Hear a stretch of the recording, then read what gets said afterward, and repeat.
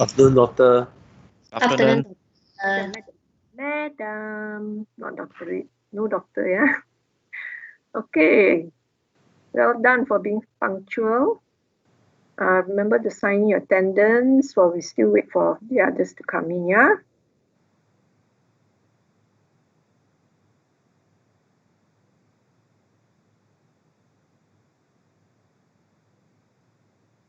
Meanwhile, has every one of you got a group already? You all have formed your groups? I think in the chat group you have given me your list, right? So if you're not in a group yet, I think Amar, are you there?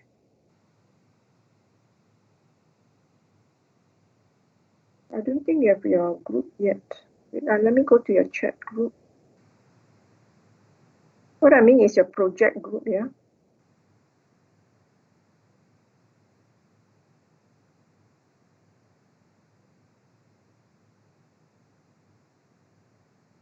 Most of you already have a group.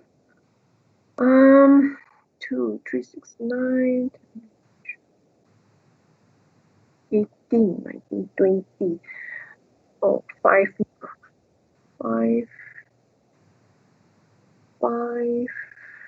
There are 25 in this class, I think.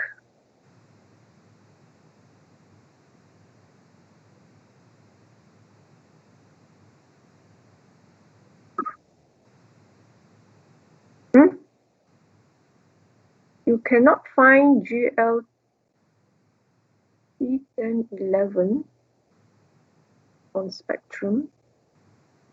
Umi, are you here, Umi?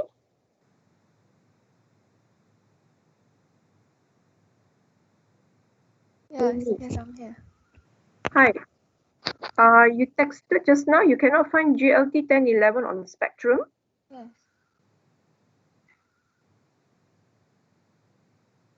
What about the rest of you? Were you able to access this course, the handouts and postings and all that on Spectrum? Yes, I am able. Yes. I can. I can. The attendance, the handouts, the homework, but Umi, you cannot. Yeah, I cannot. Last week it's still there. Last week it was there. Yeah. This week? I cannot find the subject. Oh. Is it that you haven't do the confirmation of the module? Got. I did. Yeah.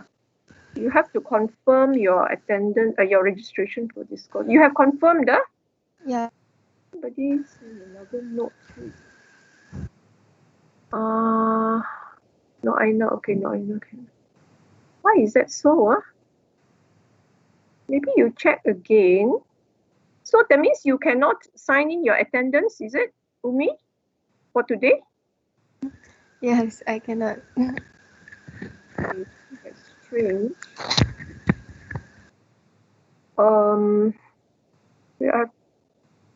Try again later on. Yeah, try again and then check out, because the others have no problem.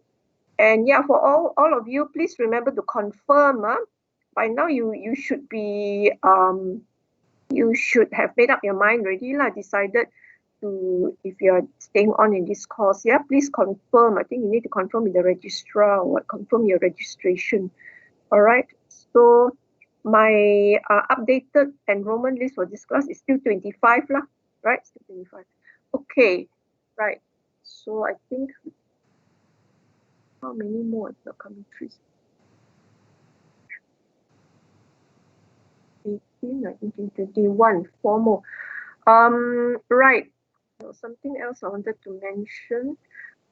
Make sure you have just a reminder, that you have downloaded the handouts that Dr. Yeo has put up for week 2, last week's handout, and the his slide cast, his mini lecture. Please do that. And this week also, he has already uploaded the handout for this week's course. Just for your information to keep track, this is already week 3, okay? and handouts as well as a slide cast. Also a mini lecture for today's lesson. It's just a summary only, right? I think it's also about 30 minutes long. Yeah, so please do download and refer to it. Yeah, and like I mentioned to the other groups also, Dr. Yeo has already, done a lot for you all, putting up handouts, putting up the slide cast, the mini lecture to help you with the input for this course, besides the class that you are attending, right? Besides this interaction that we are having once a week. Because he wants to make sure, and we also want to make sure that you are well prepared for the test that will be coming and for your project. As you know, this is going to be done this course, as in all your other courses, is 100% virtual. So it's no way, I don't think, very unlikely we're going to have any physical class. And even if we do, by the time we do have physical class, it's coming to the end of the course already. So he's trying to give you as much support as he can, and also through us, it will be through the lecture, but also he's giving you the handouts and the slide cast, right, the mini lecture. So please refer to it week by week, and do not procrastinate. Do not wait until the last minute, then only start reading up all this. And every week, like I say, 1 week week by week, so it's going to pass very quickly. And your other courses also will be your other courses also will be giving you assignments. In no time you will be having your projects, assignments, and so on. It'll be all piling up. So do not wait to the last minute. Do everything. Keep yourself updated. Yeah. Okay. Besides the handouts and the slide cast has given you, you are also supposed to get your textbook. Okay. How many of you have already received your textbook? Just by show of hand, how many have received? Okay. I think there's all. Okay, some of you. Right. 1, 2, 3, 4. All right. Good. The rest. All right. So if the rest of you who have, good. So So those of you who have yet to even buy your textbook online, so please do so quickly, right? And it looks like they have already sent the textbooks to you, those who have already bought it, right? So just for your information, I didn't inform you last week. For last week, please refer to your textbook. Besides the lecture that you have been attending, right? The weekly lecture, the PowerPoint slides that I share with you in class, you also need to read up your textbook. But we don't follow exactly what's in your textbook. Sometimes we use the older textbook, so we combine the information and so on, just to let you know. But we will let you know exactly what pages you can refer to for each class. Now last week, week 2, you can take this down. Note this down. Pages 15 to 21. It's in chapter 1. You can refer last week's class. Some of it, right, is found in your textbook, page 15 to 21. So start reading up, right, in the course of the week, after your class. For this week, I will let you know later which part of the textbook you should refer to. As well as for this week, the bulk of the content will be taken from the handout that Dr. Yeo has already uploaded in Spectrum for this week's topic on audience and purpose. Yeah, and a bit of it is from the textbook. I'll tell you later on what pages. So for last week is page 15 to 21. Okay, you all got that? Yeah. Right. Okay, we should start now. I'm going to share screen, and we will start by I hope you have done your homework. Have you done your homework, all of you? We are going to go through your homework first. Yeah? Yes. Yes. Very good. Then I'll get your feedback, for your homework. Like I said, don't worry about the question, the answers, if it's wrong, if it's off track, and all that. Don't worry about that. But what's important is you must try it out, those exercises that we give you. This is the practice that you'll be getting, that you are getting, right? in terms of what we have covered last week. And right, let me go to my slide first. Okay. Okay. Can you see my slide? Then, all right. Yes. We will start with a quick review of last week. Yeah, last week. So that's why I put here starting week 2, this last week, quick review. What we covered last week, very quickly.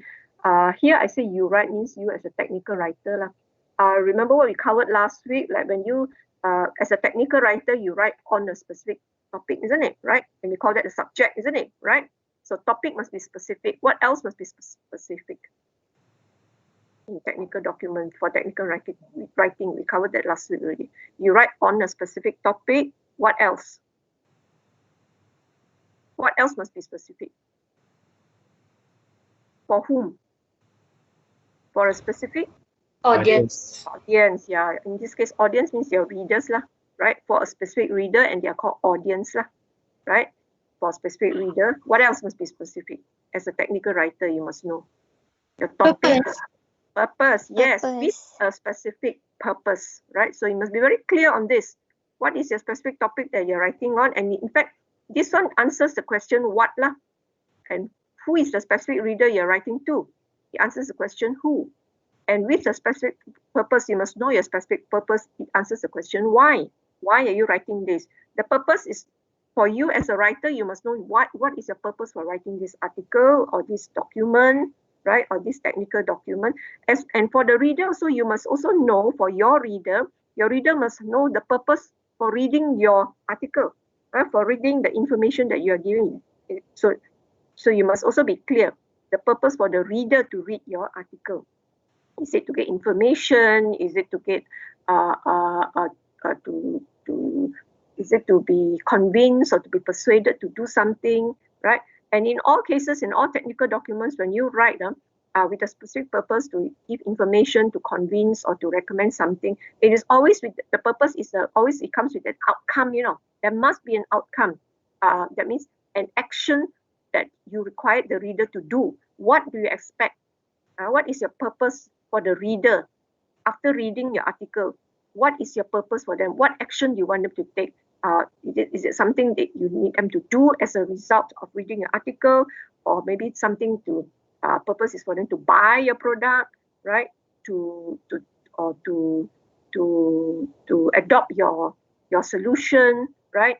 To agree with your recommendation, to accept your recommendation, to do something or to stop doing something, right? So the purpose must always is actually the outcome lah, the outcome of your writing. Okay? It is an action that you expect, and the reader must know lah what is the action that is expected of them to do as a result of reading your article. Okay, what else? We have covered this. These are the part of the characteristics, isn't it? We covered the characteristics of technical writing. Subject, audience. What else did we cover?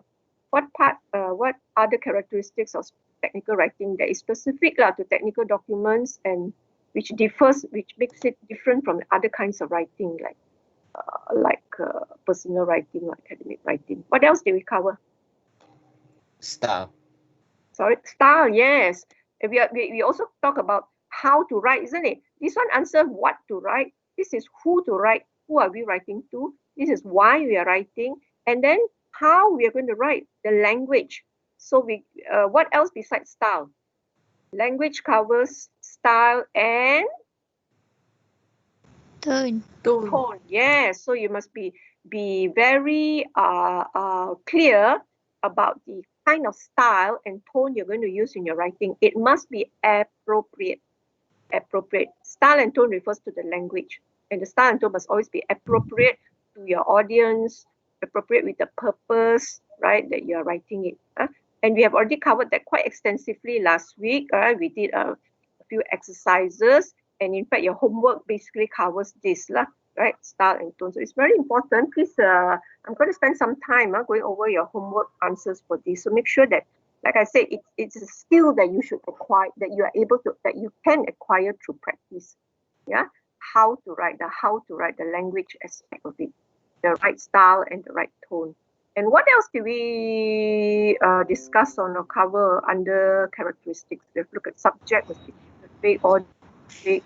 Purpose is also part of the subject here, style and tone. And then what else? Special features. Yeah, special features, the organization, how your text looks, how you organize your information in your writing. Remember, you're not presenting it orally, you're presenting it in writing. So how you present it, your presentation must be very clear, right? Clear and easy to access by your reader, right? So that means in terms of organization and special features, right? So these are the characteristics of technical document, yeah. So for today, we have already looked at style and tone last week. So for today, we will complete by looking at audience and then purpose. The others we don't need to cover anymore because organization and special features quite clear. And what are the special features that normally you come across in technical documents? Can you just rattle off a few of the special features that normally you use you come across as a writer or as a reader, but not so much in essays and all that? You don't use those special features. What are the special features? Graphics. Pictures. Yeah, graphics, such as pictures. What else besides graphics? List. A list. Yeah, you use list, right? It can be a bulleted list or numbered list. What else? Very important. Subheading. Table. Sorry. Subheading. Subheadings. Yes, heading, of course, the title, and subheadings. The sections, the different sections of a document are presented under separate headings. And of course, short paragraphs, which you don't find in normal essays, essay writing, right? So it's very common in technical documents. Yeah. Okay.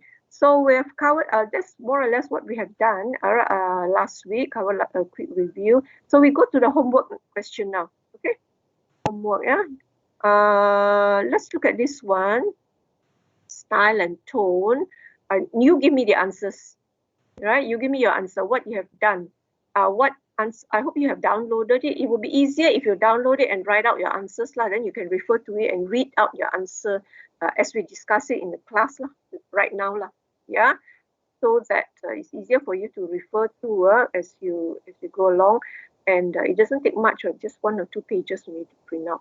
So, okay, have you done this? Have you done this exercise? Rewrite the following in an appropriate style and tone. Very important that you should do this, because I think most likely the test that is coming on in week 8, the 40% test, one section of it will cover this kind of questions: how to rewrite sentences that does not have appropriate style and tone. The writer does not use appropriate style and tone here, so you have to correct it, improve it. Yeah. Okay, so let's start with the first one. What's wrong with the first sentence? Why is it not appropriate? I beg to acknowledge receipt of your kind favor of the letter dated and then the date. What's wrong with this sentence? Are you okay with it as a reader, if you are the reader? It's too wordy. Too wordy. It's too long. Too long.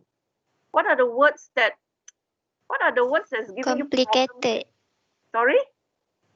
Complicated. Complicated, yeah. It's quite confusing, isn't it? Right? As a reader, when you read this, it's not only confusing, it's quite annoying also, isn't it? Right? Words like what do you think? What are the words you think can be dropped, or the phrases can be dropped or rewritten in this? Which words do you dislike and you think you can drop it to improve the sentence? Back to acknowledge. Yeah, what is this phrase? Back to acknowledge. Actually, this is very old style of writing.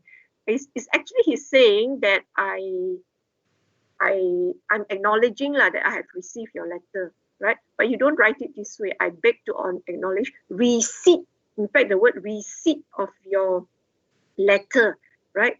Say directly. This, instead of saying I acknowledge the receipt of your letter, right? This is in a passive voice. make it use as far as possible. Try to use the active voice. I hope you remember what I mentioned last week. Use the active voice instead of passive voice. Passive voice is a roundabout way of saying something and make the sentence longer. Okay, so how can you improve this? What did you write? I received your letter dated 19th February. Yeah. Just go direct and say, I have received, or I received your letter. No need kind favor of the letter. This is another one. No need kind favor lah, what favor lah. This is the old-fashioned way of writing. It is in fact, you can say the old English lah, that we don't use it anymore nowadays. It is not direct, it is not straightforward. It's wordy, it's long-winded, and it's highly annoying. Yeah.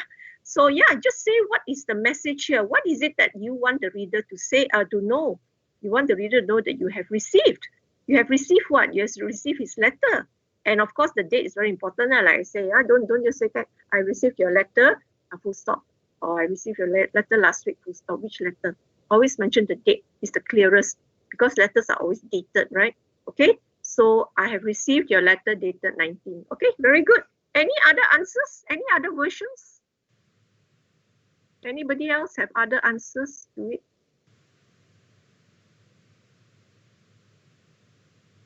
All write the same way. Any other versions? I have received your letter dated 19. Right, straightforward, clear. Any other way of saying? Of acknowledging that normally when you receive somebody's letter and you're replying to the letter, another way of saying is what? Any others? No, don't have. Any other versions? You can say thank you, isn't it? Thank you what? Thanks for your letter. Thank you for your letter dated. Either you say I have received or you say I thank you for your letter. No need to mention both, either or is acceptable. So you can say thank you for your letter dated 19, or just say I have received your letter dated 19. Enough. Full stop. Yeah? Okay, good. All right, let's try the next one. And we should be glad if you would attend to the above matter at your earliest possible convenience. Again, long-winded. And we should be glad if you would attend to the above matter at your earliest possible convenience. Go straight to the point. Be more direct. What should we drop here? What is it that we don't need to mention? Or what is your answer? Give me your answer, anybody? How did you write? Anyone? And we hope to see you on the day. We hope to see you On the day. on the day. We hope to see you on the day. This a bit, we hope. Actually here, you're asking the reader to do something, right? It's not so much of we hope to see you, but to attend to the above matter means you want them to do something. That this is actually in reply to we hope you would to something that they have asked you to do. So that's why the reader, the person write, we would be glad. So we hope you would attend to the above matter. So instead of we hope or we should be glad, just use the word. It's a request word, isn't it?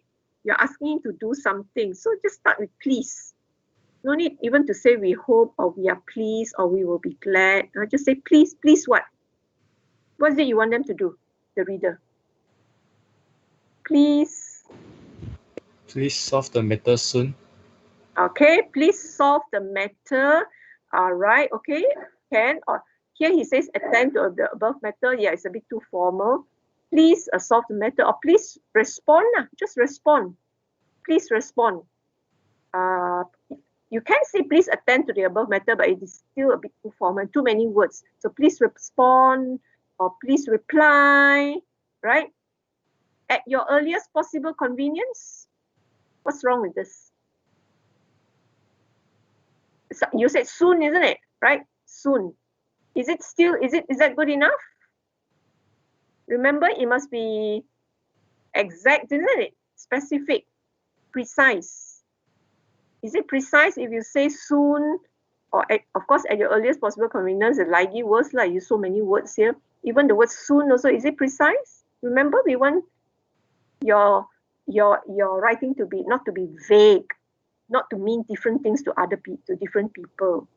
So how can you replace at your earliest possible convenience? Replace it with what? Please respond now. Okay, now also. Now, soon now. All right, now is a bit more precise, but what's the standard way of telling someone to do something?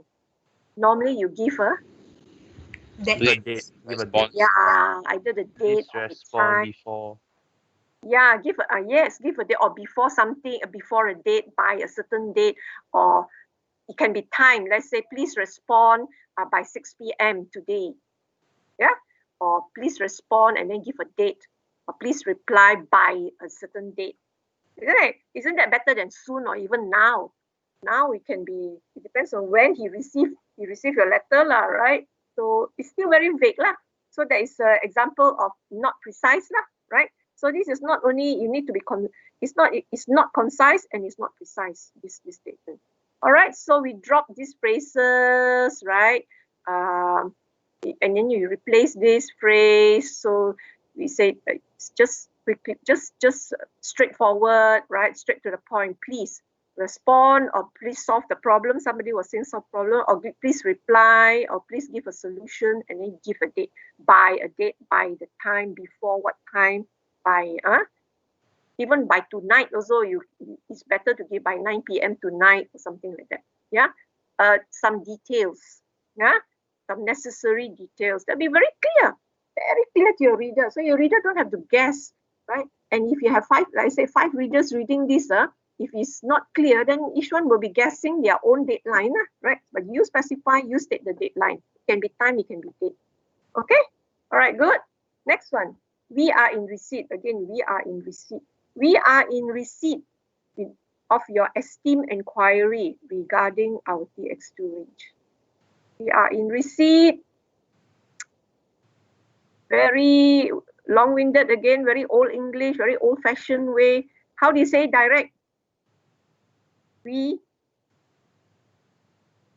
Anyone?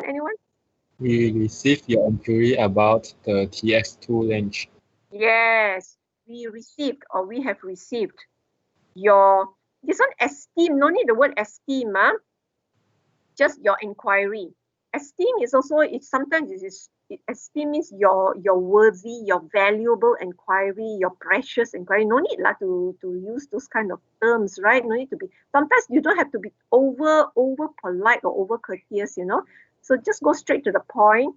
Otherwise, if it is too polite, sometimes people will doubt your sincerity, Don't let the reader doubt, is this person sincere or not? And don't go overboard, right? And be too polite or too too courteous. So yeah, good. We have received your, direct, straight away. We have received your inquiry about, instead of regarding, if you can use a simpler word, use a simpler word. Instead of using regarding, although it's okay, but like I said, try to cut down the the number of syllables. If it's multi-syllable, like 3 syllables. So it's regarding means about a more common word, right? That people are more familiar with. Although we are quite familiar with this word regarding, right? But then remember, we told you that last week, we are writing to international readers, right? We will be writing to people who are not so in countries where they are not so familiar with the English language. Remember that, keep that in mind. So that's why the call to the advice to to keep simple words, simple common words, right? So we have received your inquiry. Or another way of acknowledging receipt, you can also say thank you, thank you for your inquiry about. Yeah. Oh, this is another answer to this. Okay, this one. Next one. We received your inquiry. Okay, or thank you for your inquiry. That means it shows that you have received it. So either way, you can say. Okay, next one. Let's try the next one. Madam, do we have to specify the date we received the inquiry? You can specify. Yeah, better lah. It's better also to state when you receive lah. Yeah, good. You can add on. Thank you. Yeah, you can add it on. Yeah, it's even more precise then. Yeah, okay, good. Right, next one. Please find and close. Another term that this one, please find and close, are also very too formal. And we don't use this anymore. It's no more fashionable. In other words, no more fashionable. Say it in a simpler way. Okay, let's see. Please find and close tax vouchers in respect of 2011-2012, which we submit for your kind perusal. Again, what a mouthful. What can we replace with? Please find and close, I said, old-fashioned way of saying already. Can you say it in a more direct way? Or straightforward way, using less words, fewer words? Please refer to. Please refer to, okay, right, Ken? Yes, please refer to what? Yeah, continue. Please refer to Our enclosed tax voucher. If you say please refer to, no need to say enclosed law. That means it's understood already that you have enclosed. Okay, please refer to our tax vouchers in respect of. Then drop that law. Please refer to our tax vouchers. A simpler word, tax vouchers. How do you make to state that it is this particular tax vouchers? Tax vouchers for 2011-2012 also can, right? No need in respect of law. Yeah. So you drop this tax vouchers in respect of this tax vouchers for 2011, or you can say please refer to 2011-2012 tax vouchers law. Right?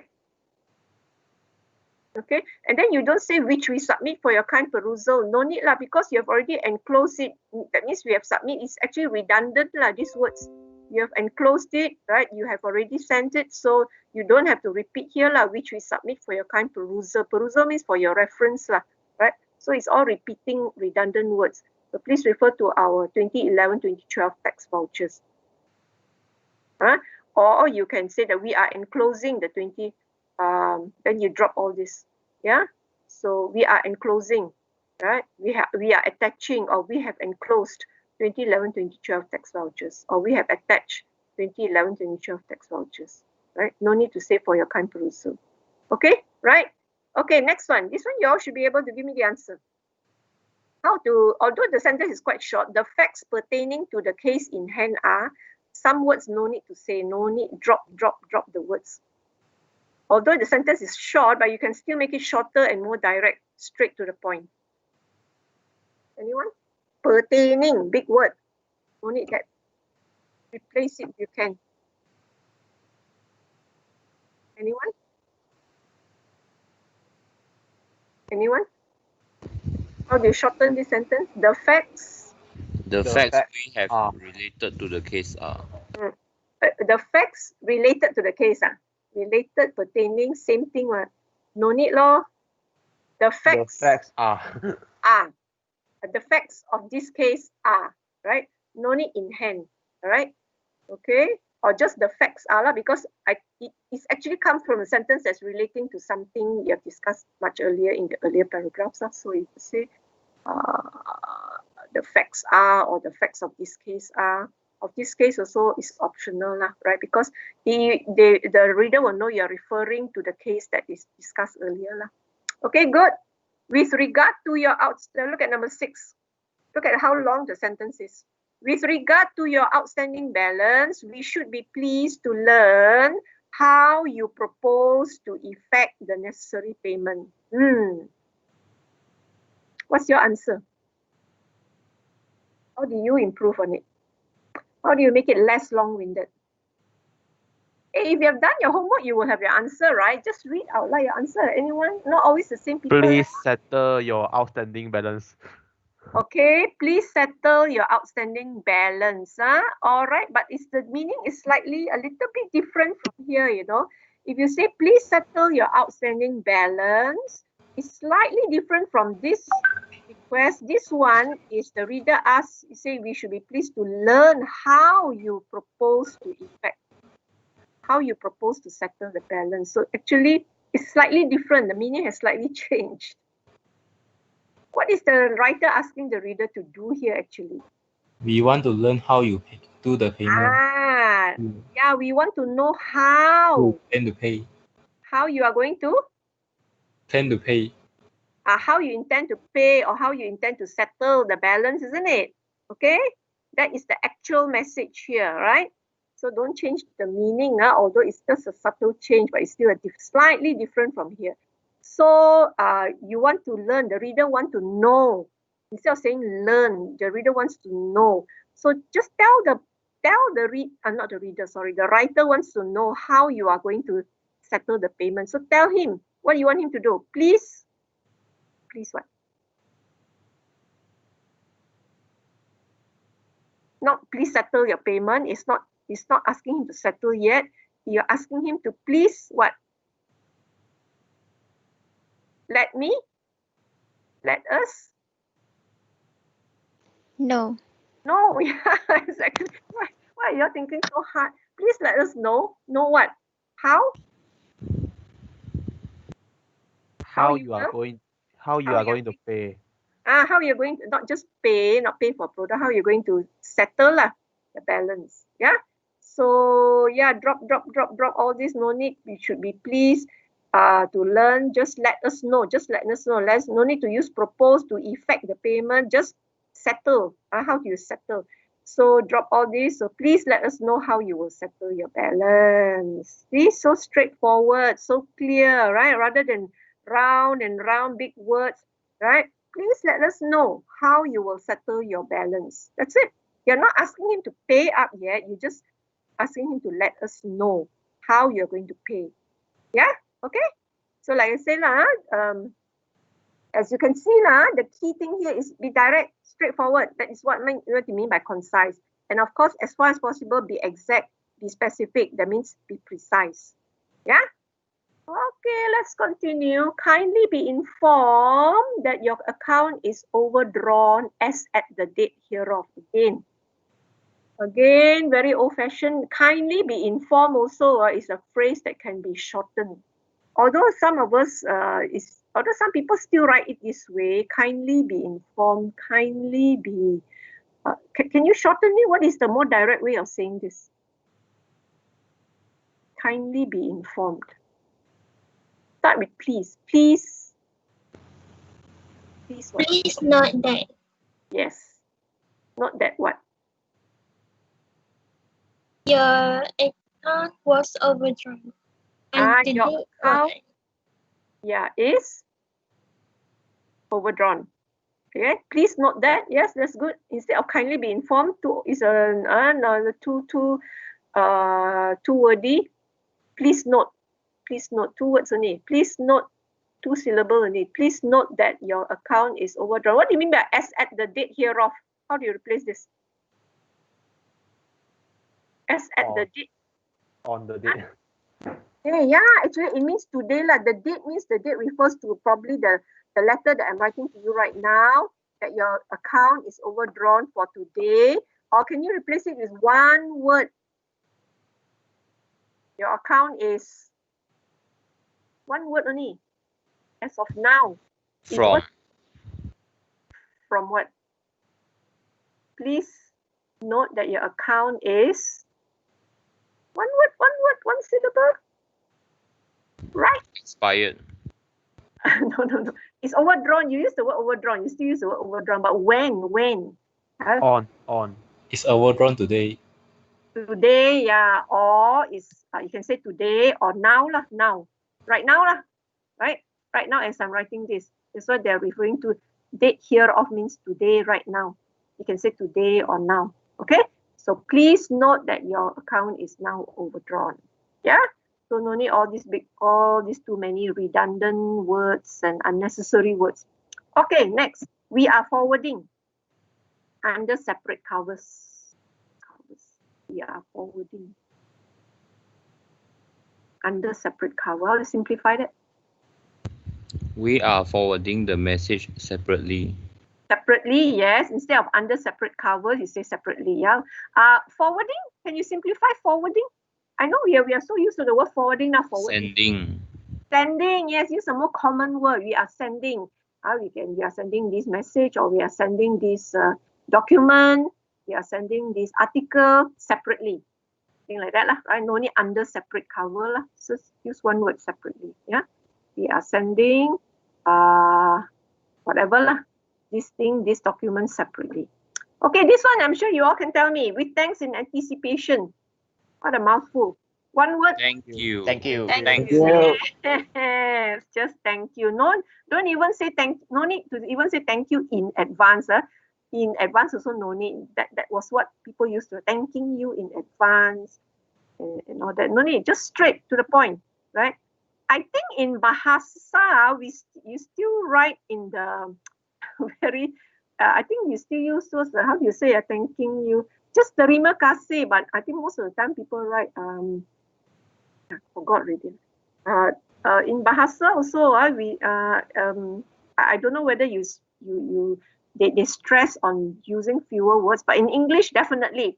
Now the current way of writing is straightforward. Use fewer words. Use common English, common words, and straight to the point. Right? So just thank you. Understood? No need in advance or in anticipation and all that. Yeah. Okay. Next. We note your request and would like to inform you that we will communicate with you further at the earliest opportunity. Another one. We note your request and would like to inform you that we will communicate with you further at the earliest opportunity. Very round and round. How do you make it concise? What did you write? Improve this. We will communicate with you. We will communicate with you. Okay. What else? No need all this lah. No need. We note your request lah, all that. And we would like to inform you also. No need, right? We would like to inform you that we will communicate with you. Maybe you can simplify this. What do you mean by we will communicate with you? We will contact you soon. We will contact you, yes, or we will give you our reply, or we will reply rather than use the word communicate. Sometimes they communicate. How is it? You're going to call us? You're going to visit us or what? So make it more specific. We will reply. We will respond. Okay. What else can you add? What other information that needs to be added here? At the earliest possible opportunity, you will respond. We will call you tomorrow. Tomorrow. At 9 This p.m. afternoon. This afternoon. This afternoon, tomorrow, this evening, be a little bit more specific. Give a time, give a date, yeah? Before, by a certain time, by a certain date, yeah? Okay, we will let you have an answer, or we will let you know, we will reply. Instead of let you have an answer, we can say we will respond, we will reply, right, by a certain date, lah, or you will receive a response. But give a date or a time, yeah? Specific. Details. This is what you mean by being precise, yeah? Okay, definitely not soon lah, earliest opportunity lah, very vague and very ambiguous, so it's not precise. Okay, next one. The directors and I would greatly appreciate this one now. Look at the length of this sentence. The directors and try to get the message. What is he trying to tell the reader? The directors and I would greatly appreciate any ideas or suggestions that you are able to provide and can assure you that they will all be given our fullest attention and consideration. Oh my God. All right. What is the message here? What is the writer trying to tell the reader? Just say it. Don't need to go say. Okay, how do you write your answer? Please give your ideas. Sorry? Please give your ideas. That's it. Yeah, I think it's clear enough. Please give us your ideas. Yeah, exactly. I mean, you can also say thank you lah to show that you appreciate lah, right? Please send us your ideas, or please send us your suggestions, or please send us your details. Thank you. That's it. No need, and assure you, no need the assurance. All these you say. And even the word appreciate also, just say thank you, show that you appreciate it, and you will give your and you will consider that all this drop. The main message here is please send us your ideas or your details or your suggestion, and no need to put all these ideas or suggestion or detail. No need. Just one of them will do. One option will do. Okay, and you can thank you. That will be better lah. Thank you. Please send us your ideas. Please send us your details. Thank you.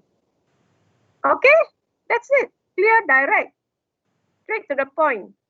Not going around the bush. Okay, next one. This one is interesting. See how you can, what do you call it? Simplify this. The vital issue. Again, all this no need vital issue. Okay, never mind. The vital issue is to ensure that all the equipment which is heavily used is thoroughly checked no fewer than 8 times a year. See how confusing it is? How do you do? These are no fewer than 8 times a year.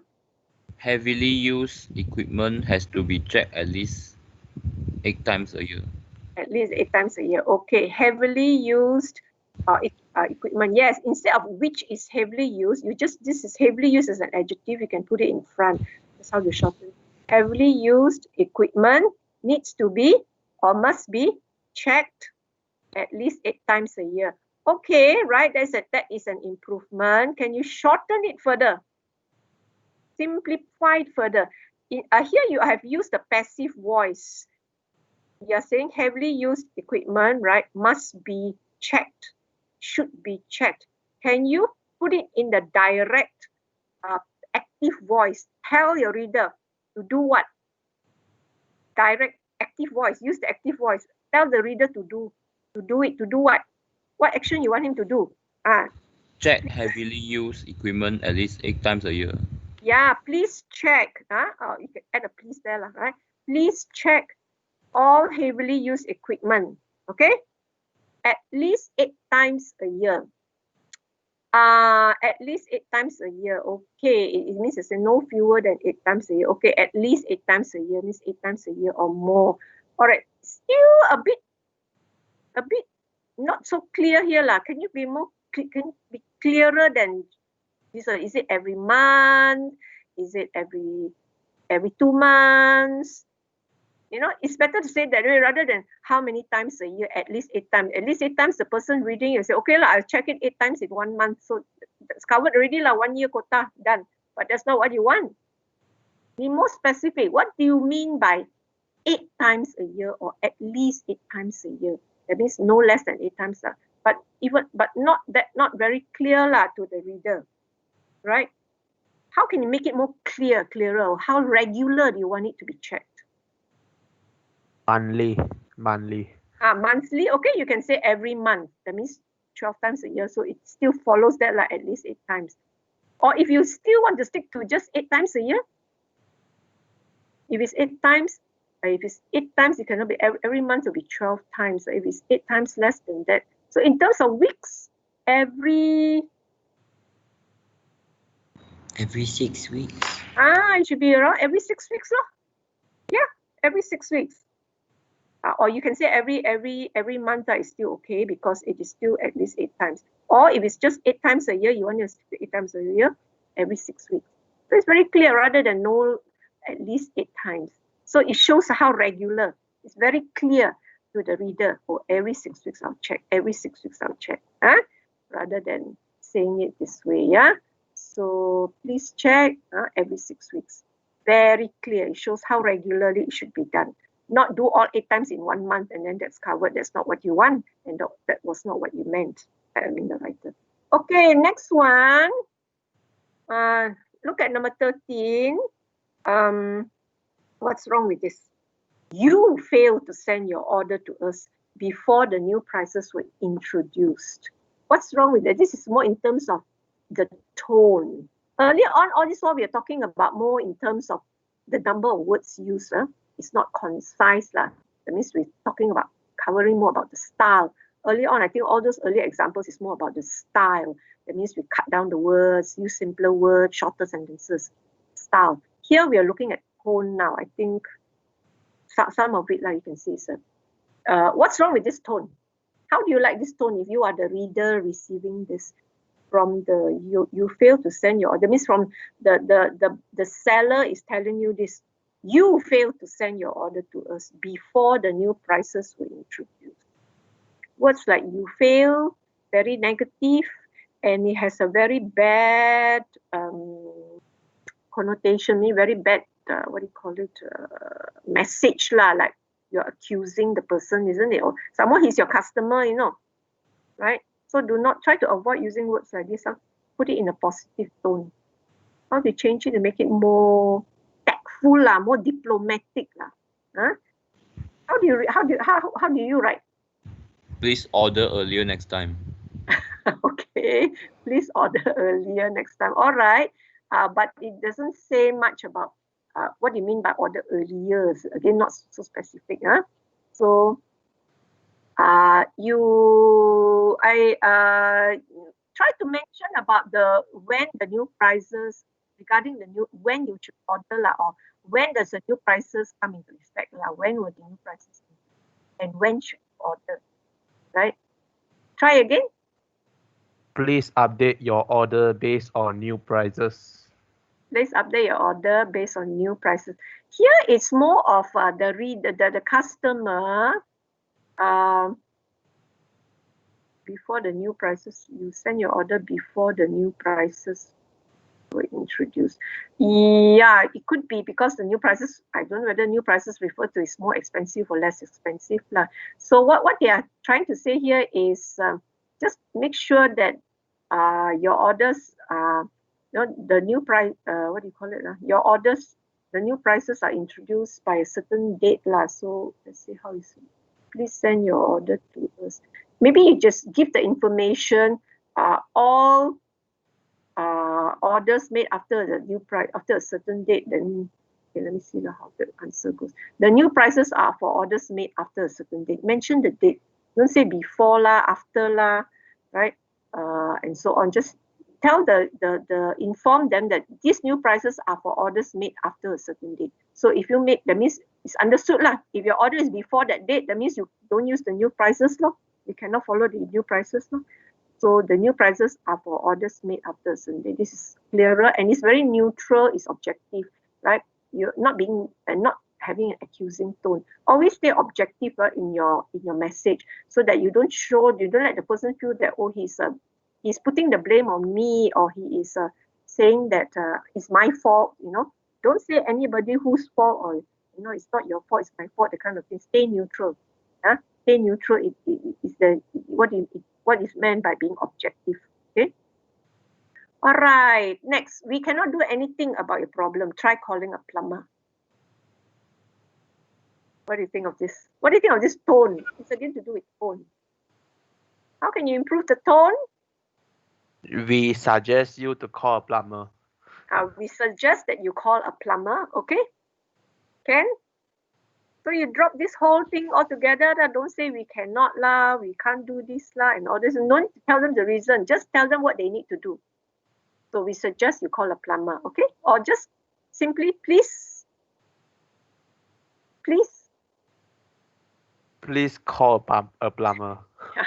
Please call a plumber. That's it. No need to give the reason why that you cannot do, and then just tell them what they need to do. Please call a plumber, straight and direct. Okay?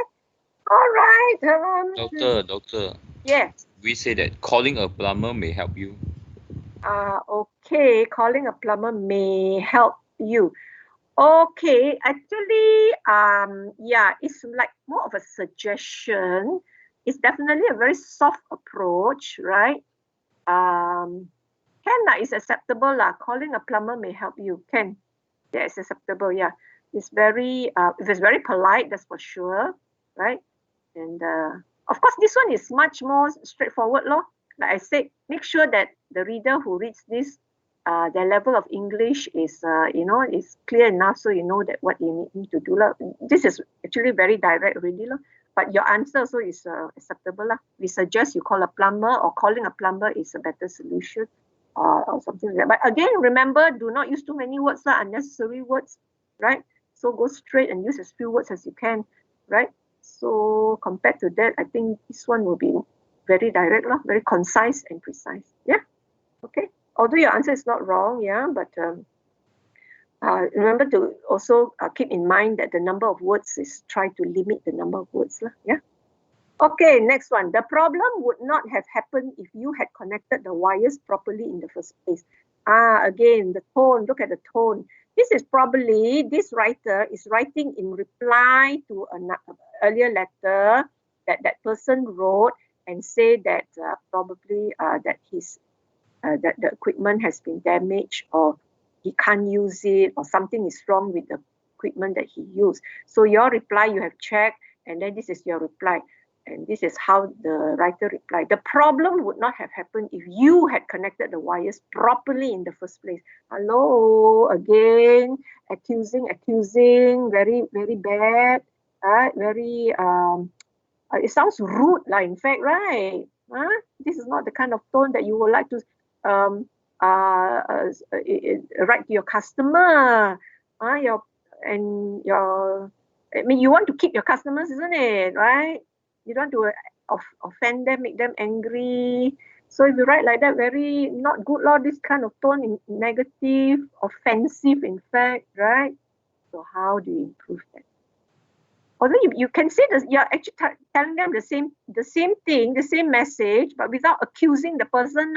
In other words, what this writer is saying is, it's all your fault. You had connected the wires, you didn't connect it in the first place. You didn't connect them properly in the first place, all your fault. This is what the message is trying to say, is conveying to the reader, and it's not the right thing to do to your customer. Unless you want to lose your customer. Okay, how do you rewrite this? How do you do? Please fix the wires. Okay, please fix the wires. What do you mean fix the wire? If I'm the reader, I read it, I still don't get what you mean. Please fix the wires. Tell the reader what should be done in the first place, but in a very neutral way, without accusing. How can you do it? Please connect the wires properly to avoid the problem. Okay, Ken, this is better, it's clearer. Please connect the wires properly in the first place. Wires should be connected properly first, right? No need to say to avoid the problem, because it's understood, right? The wires should be properly connected first, or something like that, right? So there's no accusing tone, no pointing finger and say who is wrong and so on. To keep it very neutral, wires should be properly connected first, or please connect the wires properly first. Yeah, okay. Very, very neutral. Stay neutral, right? Objective, being objective, and being very professional, yeah. Okay. Okay, last one. And not last one, this is only exercise 1. Your computer's guarantee has expired, so you will have to pay for it to be repaired. In this case, also too informal, like you're talking to the person. So it doesn't sound business-like, and so it doesn't sound professional. And also it's not very polite, the way it's written like this. Isn't it? Don't you agree? How can you improve it? By saying the same thing. And again, the words, too many words. Try to minimize. How can you improve on this? Anybody? What is the message here? Please pay your money. Please pay. What do you mean, please pay your money? Please pay for your repairs. Why? Because your computer's guarantee has expired. Because your computer's guarantee has expired. Please pay for your repairs. No better than this, It is still very not courteous, not courteous. Say they're more courteous. Your computer's guarantee has expired. So it is actually this whole phrase, it can be shortened to tell them that instead of saying has expired, you can just say this, that if any repairs after the repairs, Any repairs? Or repairs will be charged? Or you will have, not to say you will have to pay, just say we will charge for repairs, or say that repairs will be charged. After the guarantee period lah, right? Instead of saying your guarantee period has expired, so you just say that repairs after guarantee period will be charged. Yeah, again, very neutral. And it's more business-like, sounding like this. Repairs after guarantee period will be charged. Don't say you will have to pay, or even please pay. Also in this case, it is less too informal lah, right? Okay, are you all right now? Hopefully. That's why it is good that I hope all of you has at least given it a try. And but you can copy down the answers here. Maybe you have made, I hope you have made some notes to copy the answers, because definitely it's not sent, it won't be sent to you. So try to practice lah, right? This is how you keep in mind the approach that you should take in writing with appropriate style and tone. Cut down the number of words, right? Say it direct, straightforward, and all the time always be neutral, stay neutral, right? Do not accuse, stay objective, and of course use simpler words and shorter sentences, and avoid negative words like do not lah, cannot lah, fail lah, late lah. Yeah, are you all right? Yeah. Oh, good. Yes. Yes. Okay. All right, let's go to the next one. It's still the same. This one, exercise 2, tone. It's about tone. I hope you have also looked at this. This was given to you. It was taken from the old textbook, actually. Read the following passage. Describe the tone. Which words contribute to that tone? How is the tone? Have you read this? What is this actually? Who is writing to who actually? Or what is this document? Is it a report? Is it a proposal? What document is this? Have you all read it or not? It's a memo. Yes, good. It's a memo, right? Who is writing to who, you think? The organizer writing to the participants, I think. To the participant. It's more like, I think, let me see, Chemical Processing Division members, okay? Do not be late. This is sounding like telling the member. I think it's more like the organizer is, yeah, it can be the organizer or the boss telling the staff, do not be late for the training. Or it can be the organizer who is organizing the training and telling the participants, yeah, also can. But look at the tone. Do not be late. Well, immediately start. Do not be late for the hazmat training on Tuesday, September 8th. The session is scheduled for 8 to 11 a.m. The trainer has another appointment after our training. So this is probably the reason why they ask them not to be late. Arrive promptly at 8 a.m. or earlier. If you are not seated by 8 a.m. in this room, you will find the session close to you. Wow, it's like a threat, you know. Another thing that you should avoid, please do not sound threatening, right? In your writing, do not threaten your readers, right? Do not accuse them, do not threaten them. These are all no. This kind of tone cannot be used in any form of writing. Even if you are a boss writing to your staff, no way, right? If you have no reason, no excuse to sound like this to anyone. So always be professional. That's what I mean by be professional. Avoid this kind of tone. Okay, right. So what is the tone like? How do you describe the tone here? How does it sound like? What did you say? It sounds like a boss. What do you mean by sounds like a boss? Are bosses supposed to sound like this? Yeah, direct and simple. No, it's not. It's direct, definitely. Yes, straightforward, definitely. But it's in terms of a style, yeah, it's direct, simple. But in terms of tone, is the tone right? Are you happy receiving this kind of memo from your boss? No. Why not? It's really Not? negative. We will be really panicked.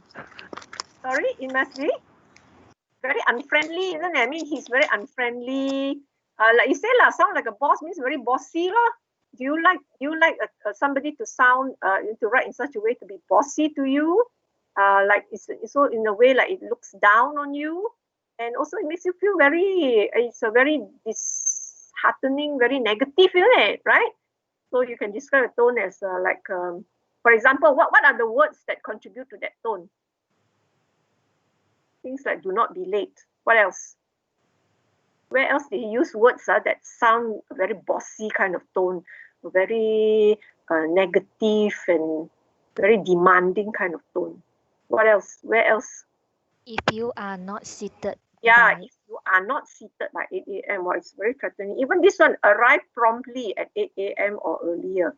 Very commanding like this, demanding. If you are not seated, you will find the session close to you and so on. So it's all very bossy, very condescending means bossy. Condescending means looking down on the person. And when you read it, you feel that don't you feel that you're being looked down on just because we are the staff, we are the subordinate? There's no way for the boss to write like this, right? Condescending and very negative, So it's a no, right? No. So how do we improve? Did you rewrite the memo? How do you improve on this? Instead of starting with this, do not be late for the training. How did you write? Anyone who has if you have, you have done your homework, can anybody read out your answer? How did your memo go? Just read don't worry whatever. You should have done your work but anyway. Of course, there's no one fixed answer for it There can be different versions. But what I want you is, I hope that you're able to rewrite and improve on the tone. More positive, sound more polite, and that when the reader reads, you would want to cooperate with your boss and not feel like not feel what do you call it, angry or unhappy right, with your boss. You want to be happy and you want to cooperate with your boss. Anybody read your answer? Maybe one or two of you read out your memo. How did you rewrite this? We are pleased that you have registered for Hazmat training on Tuesday, September 8 to 11 a.m. So please be punctual for the event that arrive in room TR 2045 no later than 8 a.m. Okay. Our instructor have to conduct the session on schedule so he can begin his afternoon training on time. Okay. Thank you for your cooperation. Kindly contact us if any inquiry. Yeah. Okay, good. It's almost exactly like my answer here. Anyway, all right. So first of all, is instead of saying do not be late, right? So you start on a positive note. You can thank them. Thank you for even though you're the boss or you're the especially if you're the organizer, they're attending your training session or your event. So thank you. Thank you for registering for this course. Thank you for attending this training. So instead of this one, you just say we are pleased you have registered for the training and then mention the date, right? And then instead of saying that please arrive promptly if you are not seated and so on, just say that please plan to arrive no later than 8 a.m. It's straightforward. You want to say arrive promptly at 8 or earlier if you are not seated. All these are very what do you call it? Demanding right? Demanding is very bossy So just say, what do you say? Please try. Instead of try, please plan to arrive is even better. Please plan to arrive no later than 8 a.m. So it's understood no need to use promptly and so on. Okay. And then here it says that the trainer has another appointment. Maybe this one you should include because it's the reason why you all must be on time because the trainer has another training session. So something like this our instructor must conduct a session so he can begin his afternoon training on time. So that's the reason why you must be early.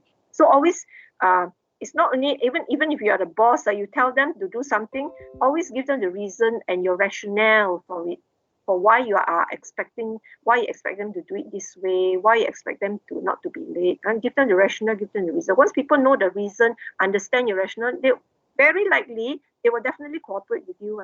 Yeah, always give people the don't just demand because I say so, or because I am the boss, I say so. That's not the way lah. Even as parents also, I think nowadays parents can't even say that to the children anymore because I say so. No, you give the reason, give the rationale, explain. So this is one way of saying lah, right? And always, there's this one, you see how it ends with a threat, in fact, then you'll be required to earn your certification. Habis, full stop. So very abrupt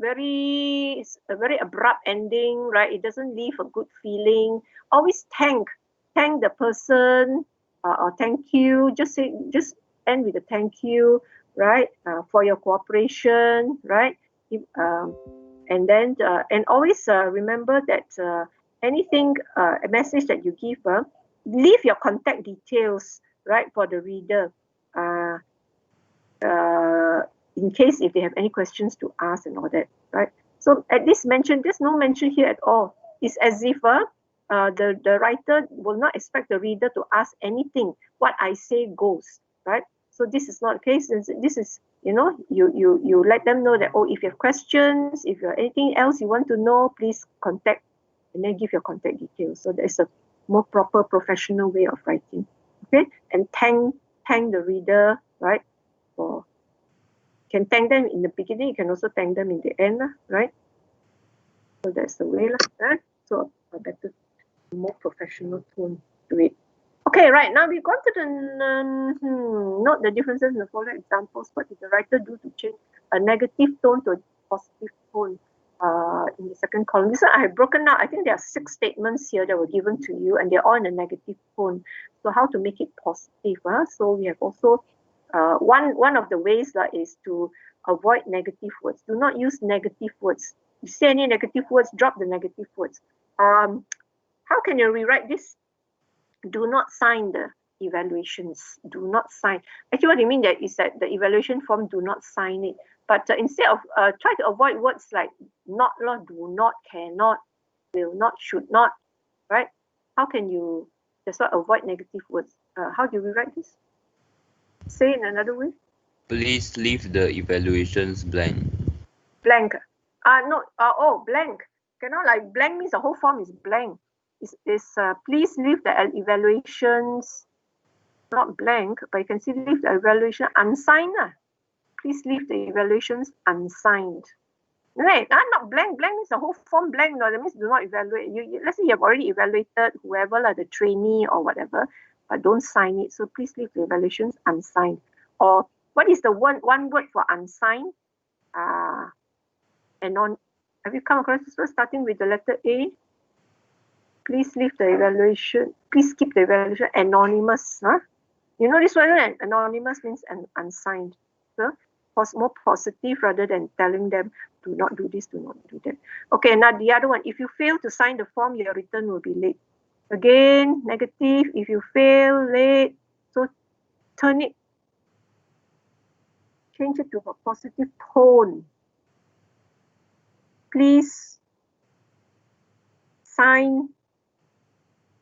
You ask them to sign, isn't it? So please sign the form. Please sign the form so we can process the return soon.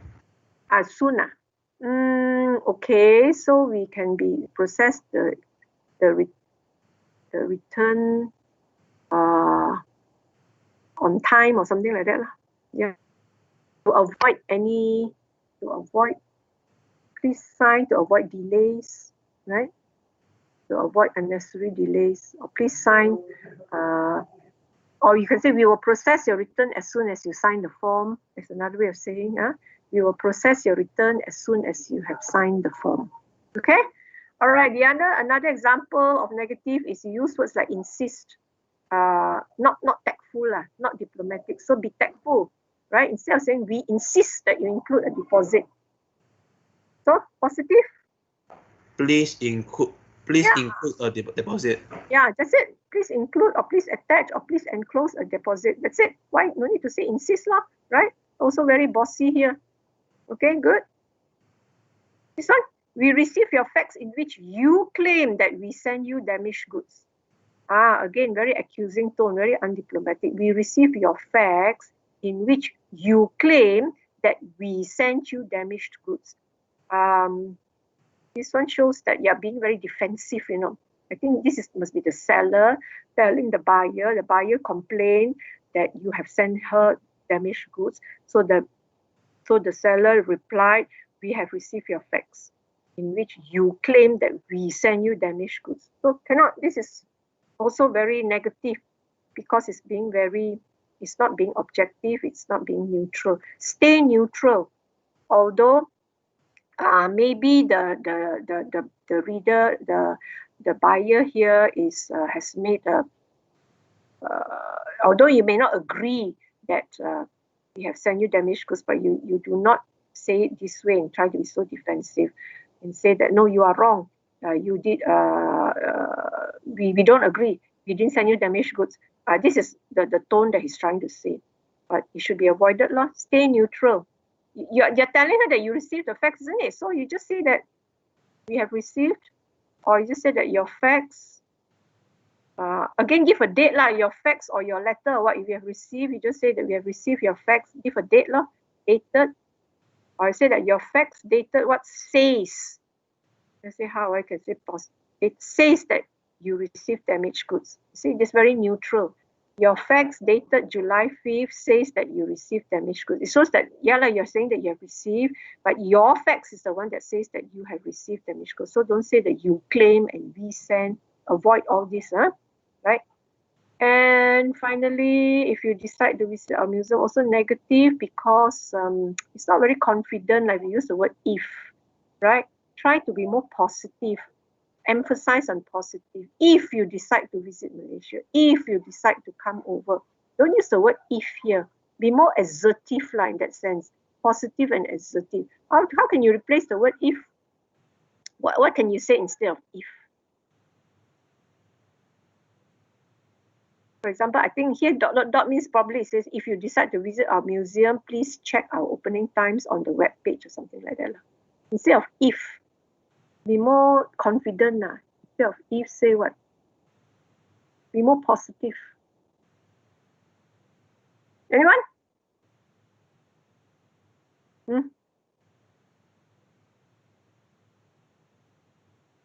What do you write? What is your answer? Oh, we're running out of time soon. I'll give you quickly finish it. You're taking too long already. But this is what I want to emphasize on style and tone in your exercise. I went over every question because so that you're very clear. I hope that you get the hang of it. It comes with practice. Right, with the right style, right tone. This one, anybody? What's your answer? What do you do? What do you say? How do you? When you visit our museum. When will be better, right? No, don't say if, So if you decide, don't say when you visit. So it's very assertive, it's very positive, right? When you visit, please, our museum, please go to our website to check on our opening times when you visit. This one again, your essay is disorganized. Again, negative probably is a lecturer that tells a student, right? Your essay is disorganized. So negative, how do you rephrase this? Please organize your essay.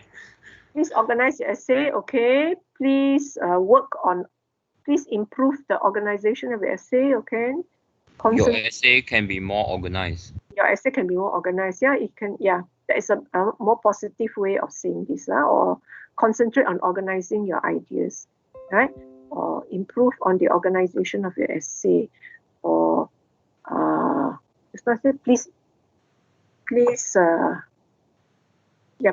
please work on organizing your ideas. Concentrate, work on, instead of using the word disorganized. Okay? Right. Also, I hope that you get the hang of it. So this one is important. These two aspects, tone and style. If you can find out more, work on, get more examples, maybe from. I don't think there are any more of this in your. On Spectrum, any more of these exercises. So get hang of it. Some other exercises from the web online. You can work on it, right? How to be more positive in your tone, in your writing, and be concise and precise at the same time. Keep that in mind, yeah? Right, okay, finally, this one, comparing writing environments. This one is more on, you were given 3 documents, isn't it? Right, remember this? A technical document about the heart, mitral valve prolapse. We did this last week. It's about a heart condition, isn't it? Right, so this is an example of a technical document. And then you were also given another one. This is an example of a research paper. It's a research paper, so it's like an academic paper. It's not a technical document. It's not considered technical document in that sense, right? It's a research. It's very academic, right? And okay, the title here is Choice of Heart Valve Prosthesis. It's about prosthesis means artificial heart valves. The researcher has done a research on artificial heart valves. Okay, so he has given some findings here, information here. So it is very academic, but it's not technical. Technical document is something that when you give the reader, you want the reader to come up with an action. There's an outcome for it, to act on it, from the information, to do something with the information they've given. Whereas academic people can just read for facts, read for knowledge, right? So it's slightly different, and it's definitely more condensed than a technical document.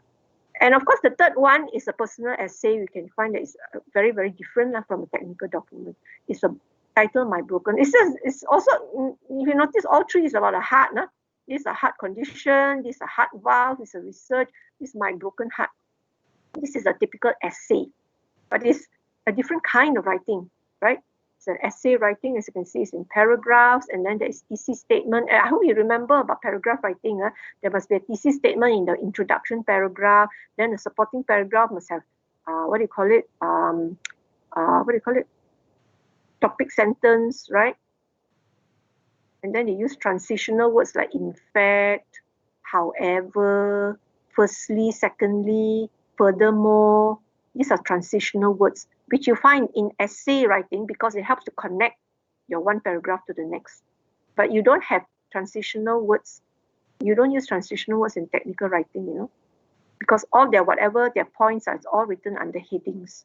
They are subheadings, and there's no subheadings in this kind of essay writing. So basically, this exercise is just a very simple one to help you to see how you compare 3 different kinds of writing. Based on their characteristics.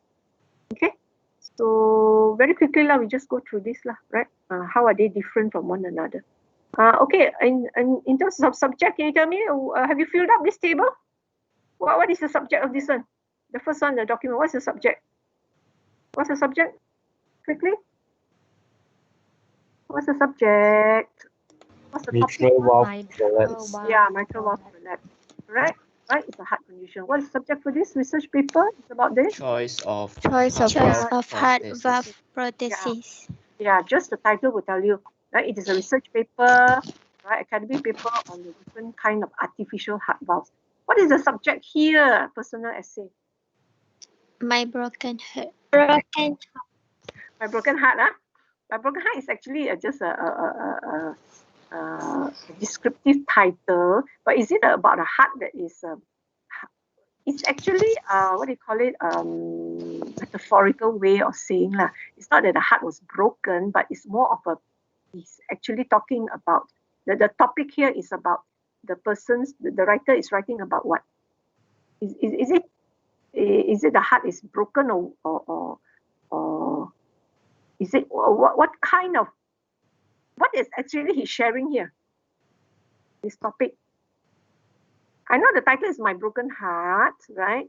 But it is a indirect way of saying that, the topic, if you have read the essay, it is about his big brother. His big brother. And what about the big brother? How he feels about his big brother? He's very disappointed. Or something like his big brother disappointed him, or is it her? I don't know who's the writer, whether it's a girl or whether it's a female, male or female. It's about his disappointment, isn't it? His experience of being disappointed by his big brother. He's a loved one, member of the family. So this is the topic. Although he's written My Broken Heart, but it's actually the metaphorical way of expressing that what he's writing is actually about his feelings of disappointment. Okay, all right. How is each subject presented? How were they presented? How did the writer write about this condition? How is it presented? He gave explanation, isn't it? He sort of explained, right, what the condition is. You can just write down in some keywords. Don't copy, no need to copy word for word. So he explained. What about the research paper? How was the subject presented? He gave a lot of facts and information, isn't it, right? So about all these different kinds of, so he gives information and facts about the different kind of heart processes. How was this written? How was this presented? He share his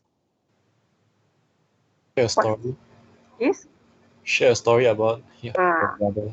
Yeah, share a story, share his feelings, his experience with his the experience he had, the disappointment he had with his brother. So the author share his feeling, his experience, right? So all I want to do is in this exercise is just compare the three, right? The three different kinds of writing. How's it different? Sometimes the research paper and technical document may be a bit close because they are more factual, isn't it? This is more factual, more objective, right? This one is the big difference actually you can see in the essay, especially with personal essay. It's written based on the person's opinion, or the person's feelings and so on, which you will never find in technical document, which you must never write in this way in your technical document. There's no, it's all very factual. Okay, describe the research required, or what kind of research did the writer has to do any research or reading up before writing this? Definitely right? The reading up to give all this explanation, isn't it? So there's research, there's precise and detailed research. Any research done for this is also detailed, isn't it, right? So there's some kind of research, less specific, but still has a big subject. What kind of research do you think the writer here did any kind of research or reading up for when he writes this essay? Was it based on any research or readings that he has done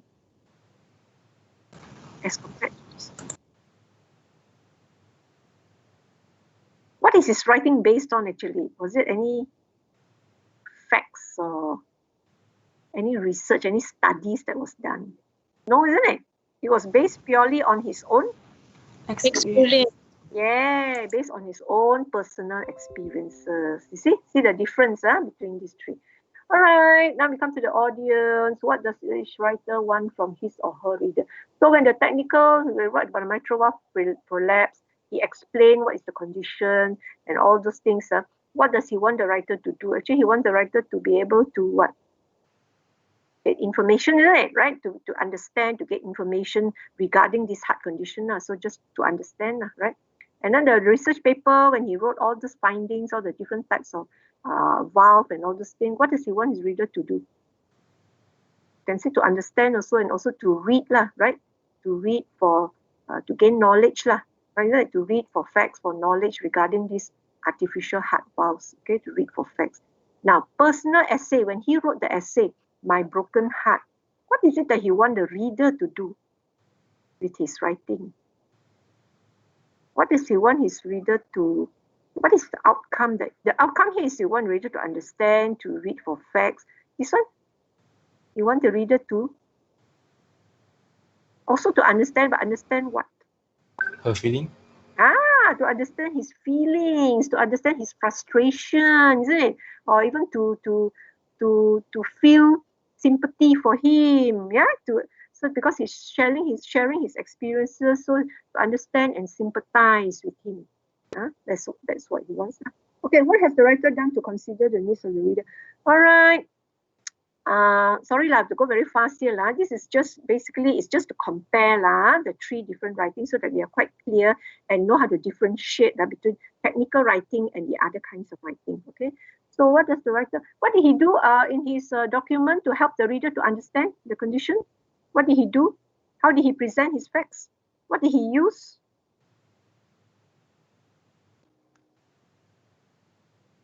He used graphics.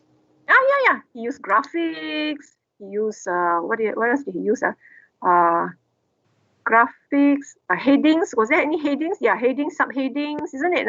And so on. So all this, the special features, the organization that he used, right? So he used all this to help the reader understand better. So this whereas for research paper and personal essay, it's not so much that there's not so much of graphics here. In fact, there's no graphics at all. But there was some kind of, it's more like writing with thesis statement, topic sentence, and so on. I just show it here, which topic sentence and transitional expressions and so on. And they don't use this. They don't use headings and graphics and lists for research paper, and especially for personal essay, right? Especially essay writing, right? You use transitional expressions to link your ideas. Remember that's what I say, like words like furthermore, in fact, however, to show contrast, in addition, to show that you are, adding another point, or firstly, secondly, finally. These are transitional expressions. I think you have learned about this when you in normal paragraph writing or essay writing. But we don't need to use transitional expressions in technical document. What we use is subheadings. Headings, of course, and subheadings. And list, right? 1, 2, 3, 4, 5, list. Even if it points or steps, right? A process, writing a process or procedure. It's steps, number 1, number 2, or use bullet points. Okay, so no transitional expressions used in technical document. All right, organization, describe the organization. Okay, the organization, what's the organization? Oh yeah, same thing, you use subheadings. This one is actually, he used examples, right? He organized by giving examples of the different type of artificial prosthesis. Personal essay, how did he organize it? If you can remember, they were all in paragraphs, and they were all written in a form like a storytelling, like a narrative like that, right? Using description. And it was written, if you have read the essay, it's more of in chronological order. That is first what happened, and then the next event, what happened, and then the next event. The writer was describing the one event after another, how the brother disappointed her. Okay, so it's more in chronological order. So see how it's different from here. Technical is very, it's using subheadings and so on. Okay, English document, is the organization very apparent, very clear? Which one? Which of these three where is organization very clear, very straightforward? Very easy to access. Technical. Yeah, definitely this one, right? In the sense that you don't have to, like for these other two, you have to start from the beginning, then you read, then only you understand. This one also, of course, essay, you can't start somewhere in the middle. The essay, you have to start from the introduction, then you read the body, then the conclusion, then you understand the whole thing. Whereas technical document, actually, in that sense, no need. In the way it is being organized, you can go straight somewhere in the middle of the technical document. You can still get the information, right? You don't have to start from introduction and so on, because the subheadings and so on will lead you to where you want to go. Okay. All right, style. The style here, what style do you use here? If you see, as in all technical documents, style, what are the two keywords? The two keywords that we use for style? Precise and concise. Precise, yes, straightforward, using list, no long sentences. Vocabulary is also specialized, as you can see some of the terms that he used. In fact, the mitral valve is already a technical term, a medical term, using specialized vocabulary. Whereas research paper, the style he used is also it's more of a research paper style. This one also conventional style, using examples. Is different now from technical document. And the tone here is very objective, right? Objective, right? Same thing, research paper also, right? Because they're not very factual, objective. What about personal essay? What is the tone here? How do you feel when you read? When he's sharing your feelings, his feelings of being disappointed, being very frustrated because the brother disappointed him. So the tone is a very emotional. Emotional, okay, emotional, subjective right? Subjective rather than factual and objective. Sad, painful, right? That's the tone. Okay, finally, which document use special feature? You keep asking the same old thing. Which document use the special feature? Definitely this one, right?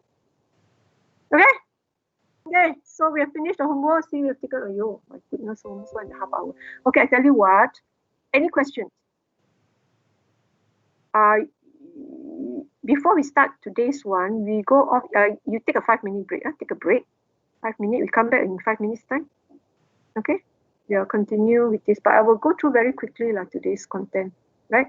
And then I will talk a little bit about the groups that you have, because I mentioned earlier, you have all formed your groups already. Is everyone in your group, for your group project?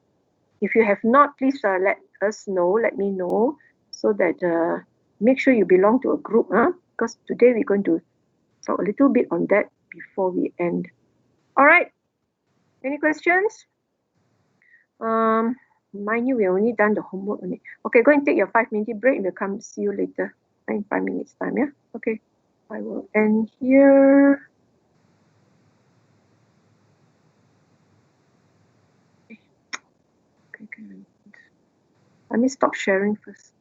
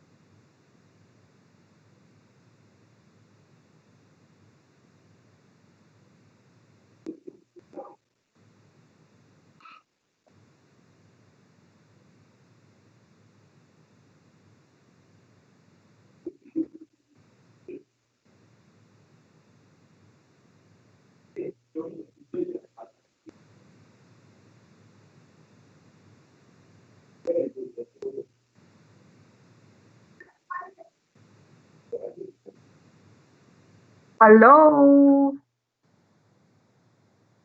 Are you people back? Yes. Yes. Yes. Oh, okay. We hope that I can cover it quickly, then we can call it a day, yeah? So far, all right. So for this week 3, yeah, audience and purpose, for your textbook, it will be covered from pages 6 to 15. Okay, please take note, page 6 to 15. So you covered some of it in the textbook. It's in chapter 1. But the main part will in the slides that I'm going to show you is taken from the handout that Dr. Yeo has posted, handout for audience and purpose. Right? He has already posted on Spectrum. So please, under week 3, yeah. So please download it and refer to it and read it up lah. That's for your reading lah. Right? That's for your reading under this topic. Okay. So page 6 to 15.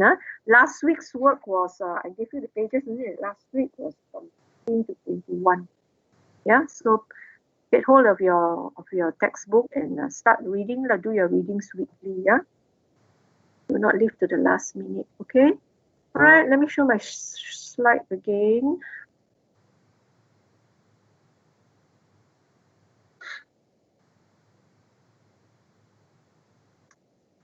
Okay. Right. So you all see this?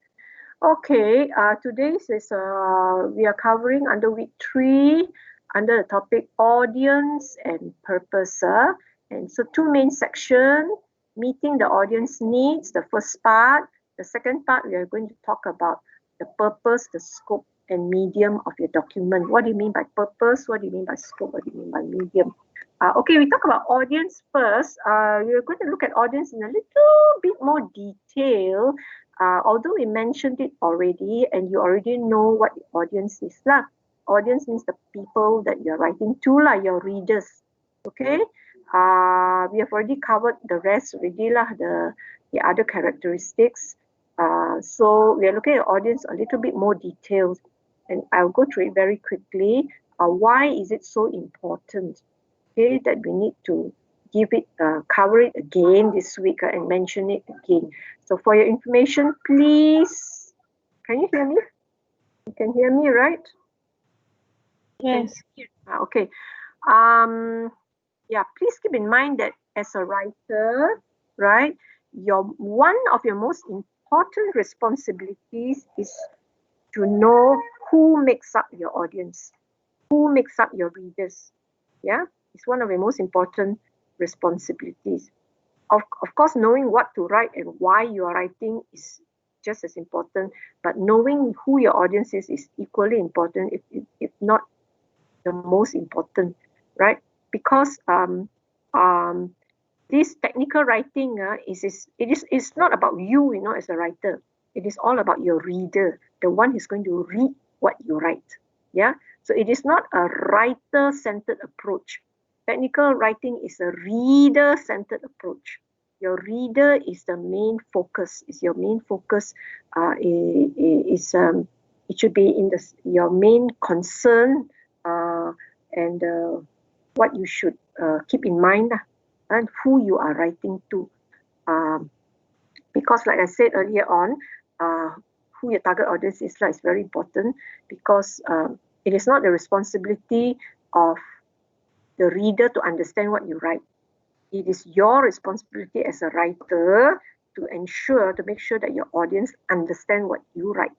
Okay, so it is a reader-centered approach. Okay, so to keeping that in mind, so you have to think quite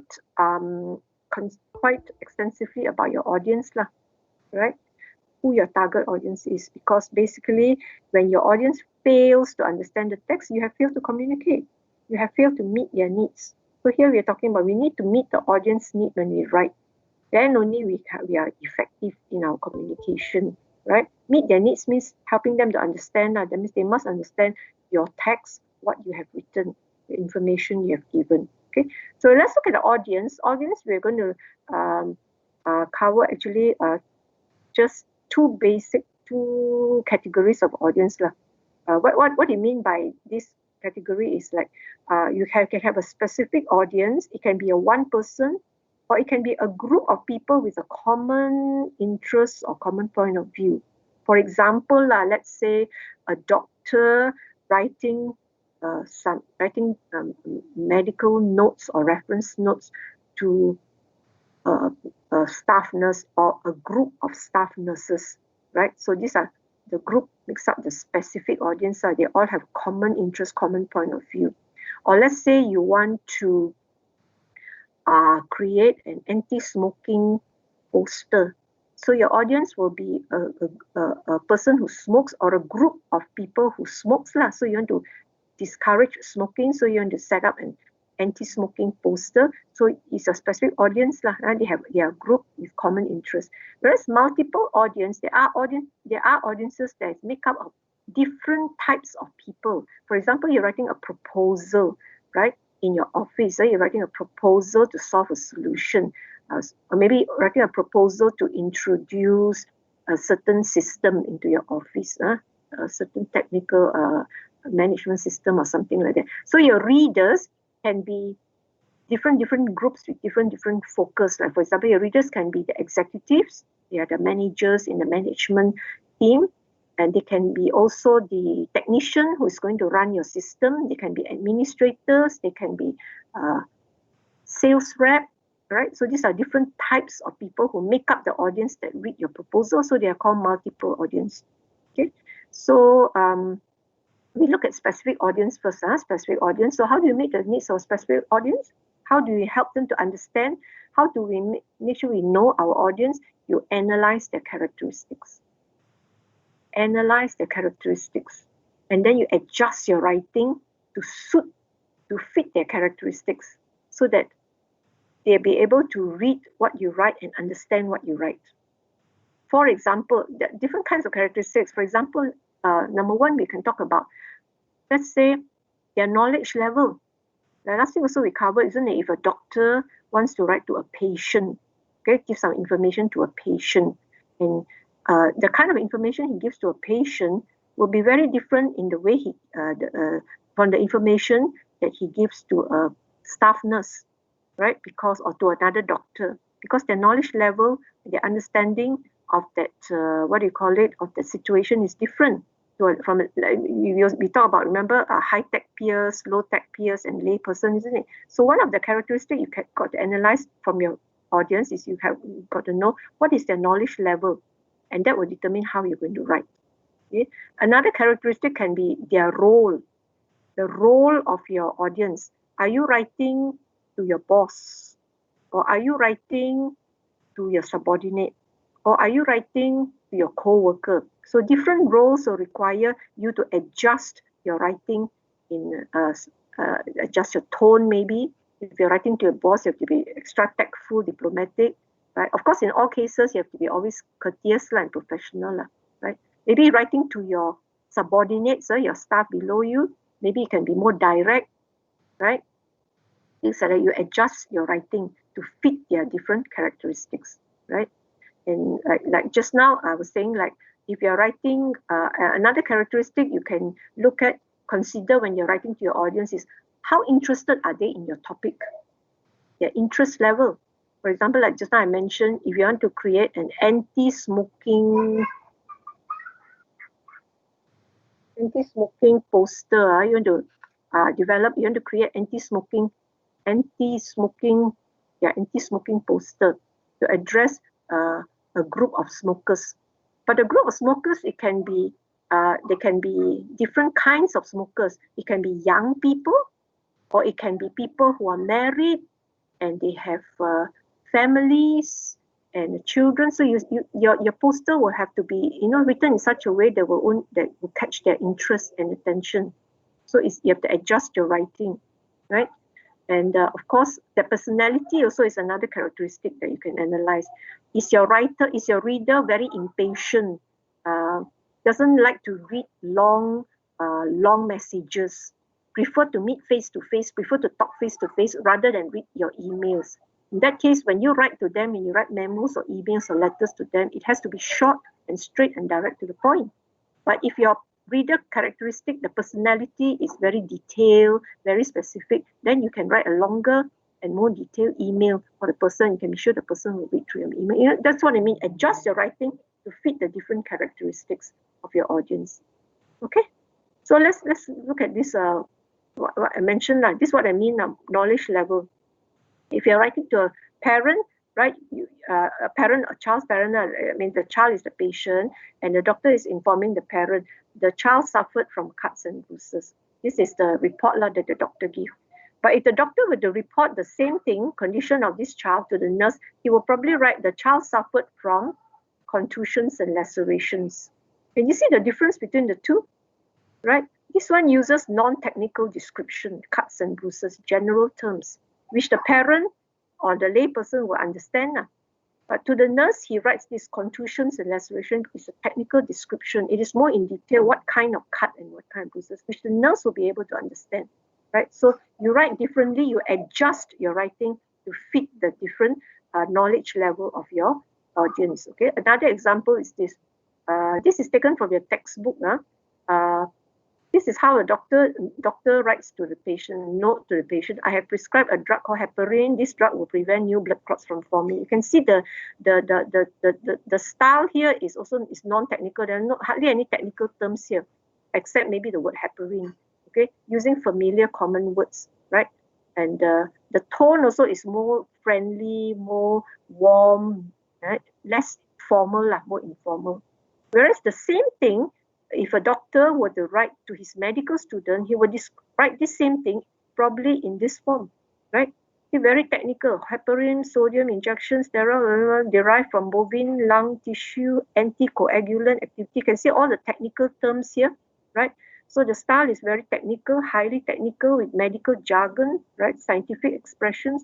And the tone here is actually more formal, right? Formal and objective. So you adjust your writing, your content, the way you write, right? In the terms of style and tone, in the way of details, in the kind of details you give to people with different knowledge level. Okay, so you make adjustments. Another one is like say the role, like just now I mentioned, okay? Like for example, if you're communicating with your superior, your tone will probably be more diplomatic. If it's a co-worker, it's probably courteous, straightforward, right? And with a subordinate, maybe more direct. So you adjust your tone for different roles, right? The person that you write to, okay? And then another example of role is, let's say you want to send a memo to two different people in your office. One is an accountant. Her role is an accountant. Role means your job, your job description, your job role, job function. Another one is a technician. Both of them will be reading your memo, and your memo says that there's a proposal to buy a new photocopier. So how do you adjust your memo here? What kind of details could you include in your memo so that when these two persons read, they can sort of understand your proposal and they will get further information regarding this photocopier? What do you think? What do you think? For the accountant will be interested in what kind of detail? You want to buy a new photocopier. What would the accountant be interested in? What detail should you include here? The fee. Sorry?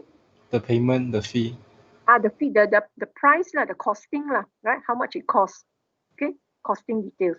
Technician won't be so interested in the costing, right? Technician will be interested in what kind of details regarding this photocopier.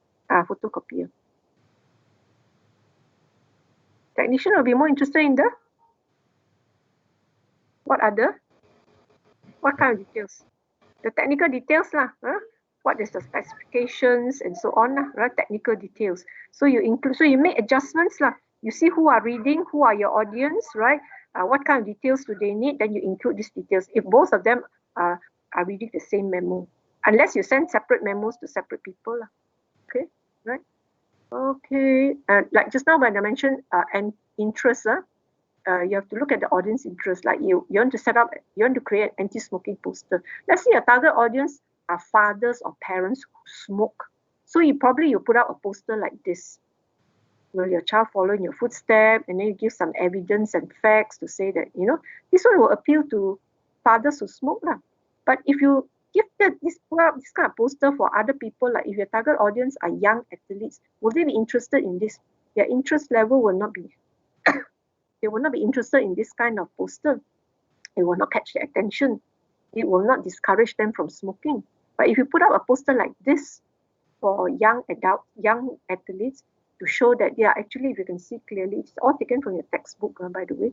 They are actually World Cup players, football players from different countries, right? And they look at the caption, they smoke opponents, not cigarettes. Telling you, in this way, in this case, the word smoke here means they defeat. They defeat their opponents. Yeah, the word smoke here has double meaning here. So it's so this one will be more attract the interest if the target audience are young athletes. You use this kind of poster. You won't use this kind of poster, right? It won't attract their attention. Yeah? So you make adjustments depending on how to create the interest, how to catch their attention. And of course, cultural background is also important. You have to consider. If you know that Eastern and Western cultures, they're quite different. You know, cultures means it relates to their belief, their custom, their values, right? Remember, as we said, right, your readers are international readers from different cultures. So make sure that in your writing, you have to consider the cultural background, because you don't want to end up writing something or saying something or commenting on something that may offend their culture, offend them, okay, without you even realizing it. Maybe you are from the Eastern culture and you write, maybe you're from the Western culture, you write to an American writing to a Korean, a business letter, and he's not familiar with the culture, he may end up offending, right? So it's good to know, to analyze the audience and know their cultural background. These are some of the likes and dislikes of different cultures. For example, direct approach. Eastern culture do not like direct approach. They don't like people to be so forward, so direct, so straightforward, so like tell it point blank like that, right? They prefer, like we all Eastern people, they prefer people to do it the indirect way, to mention something indirectly, but then only slowly come to the point. Whereas Western culture, they go straight, direct. They like to be forthright, right, and upfront, right? So even in their business dealings and all that, they like to be upfront. They like people to be upfront with them. So sometimes when two cultures mix, they may get misunderstanding. They don't understand one another's culture, right, and cause miscommunication and worse, offending the other person, right? Another example, like small talk. Eastern people like small talk. Small talk means before you start talking business, you do some small talk like ask how are you, how's the family, how many children you have, and so on, right? So it's like it's to the Easterners, to people like us, it's like being very, very polite, right? Show some concern for the person. But Western people don't like small talk.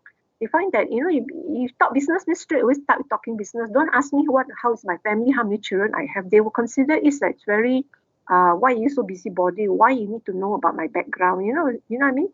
So because they are from different cultures, so they look at it differently. Another example is oral communication. Eastern culture, they can make agreement just orally.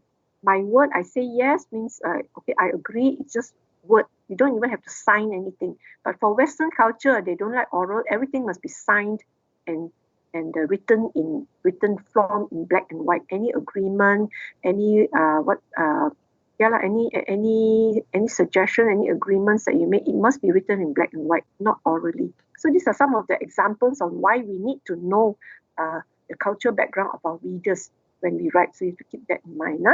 Okay, so you don't make any errors in terms of this.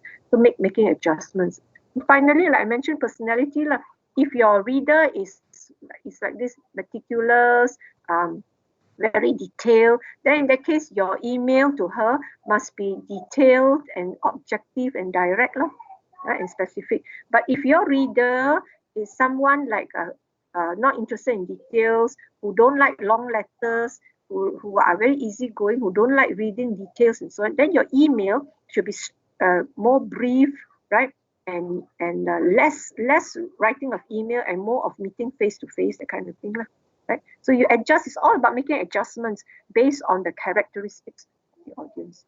Okay, so we look at all these characteristics just now. So how do you meet the needs of a specific audience? You analyze characteristics and then you make adjustments.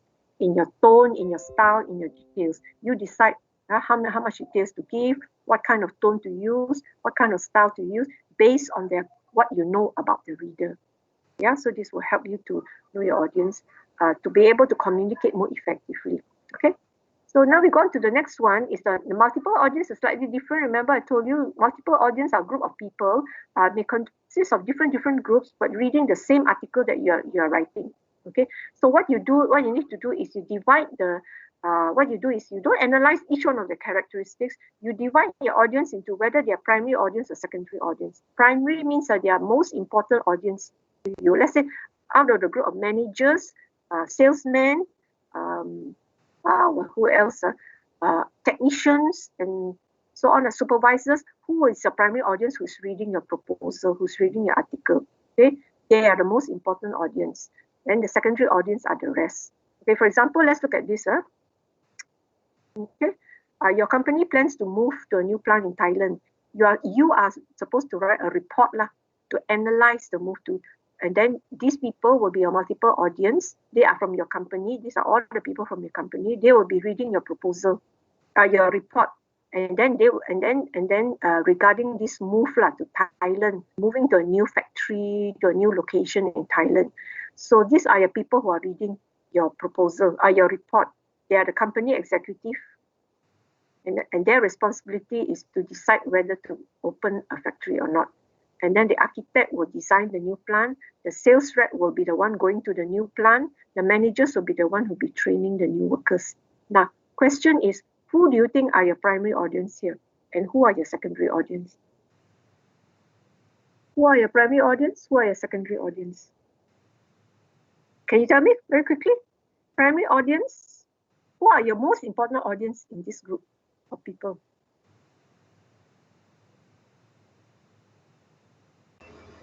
Company executives. Yeah, this group. Okay, the most important audience will be the one who has to make a decision based on what you write in your report. Okay, they will be the primary audience. Okay, what about the architect, sales rep, managers? Are they the ones making the decision based on your report? No.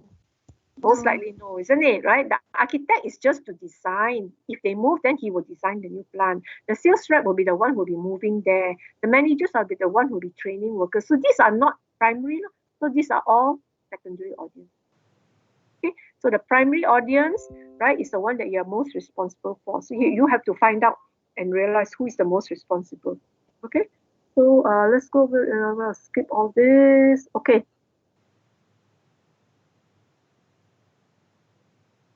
Okay, now this is another example. You are writing a proposal.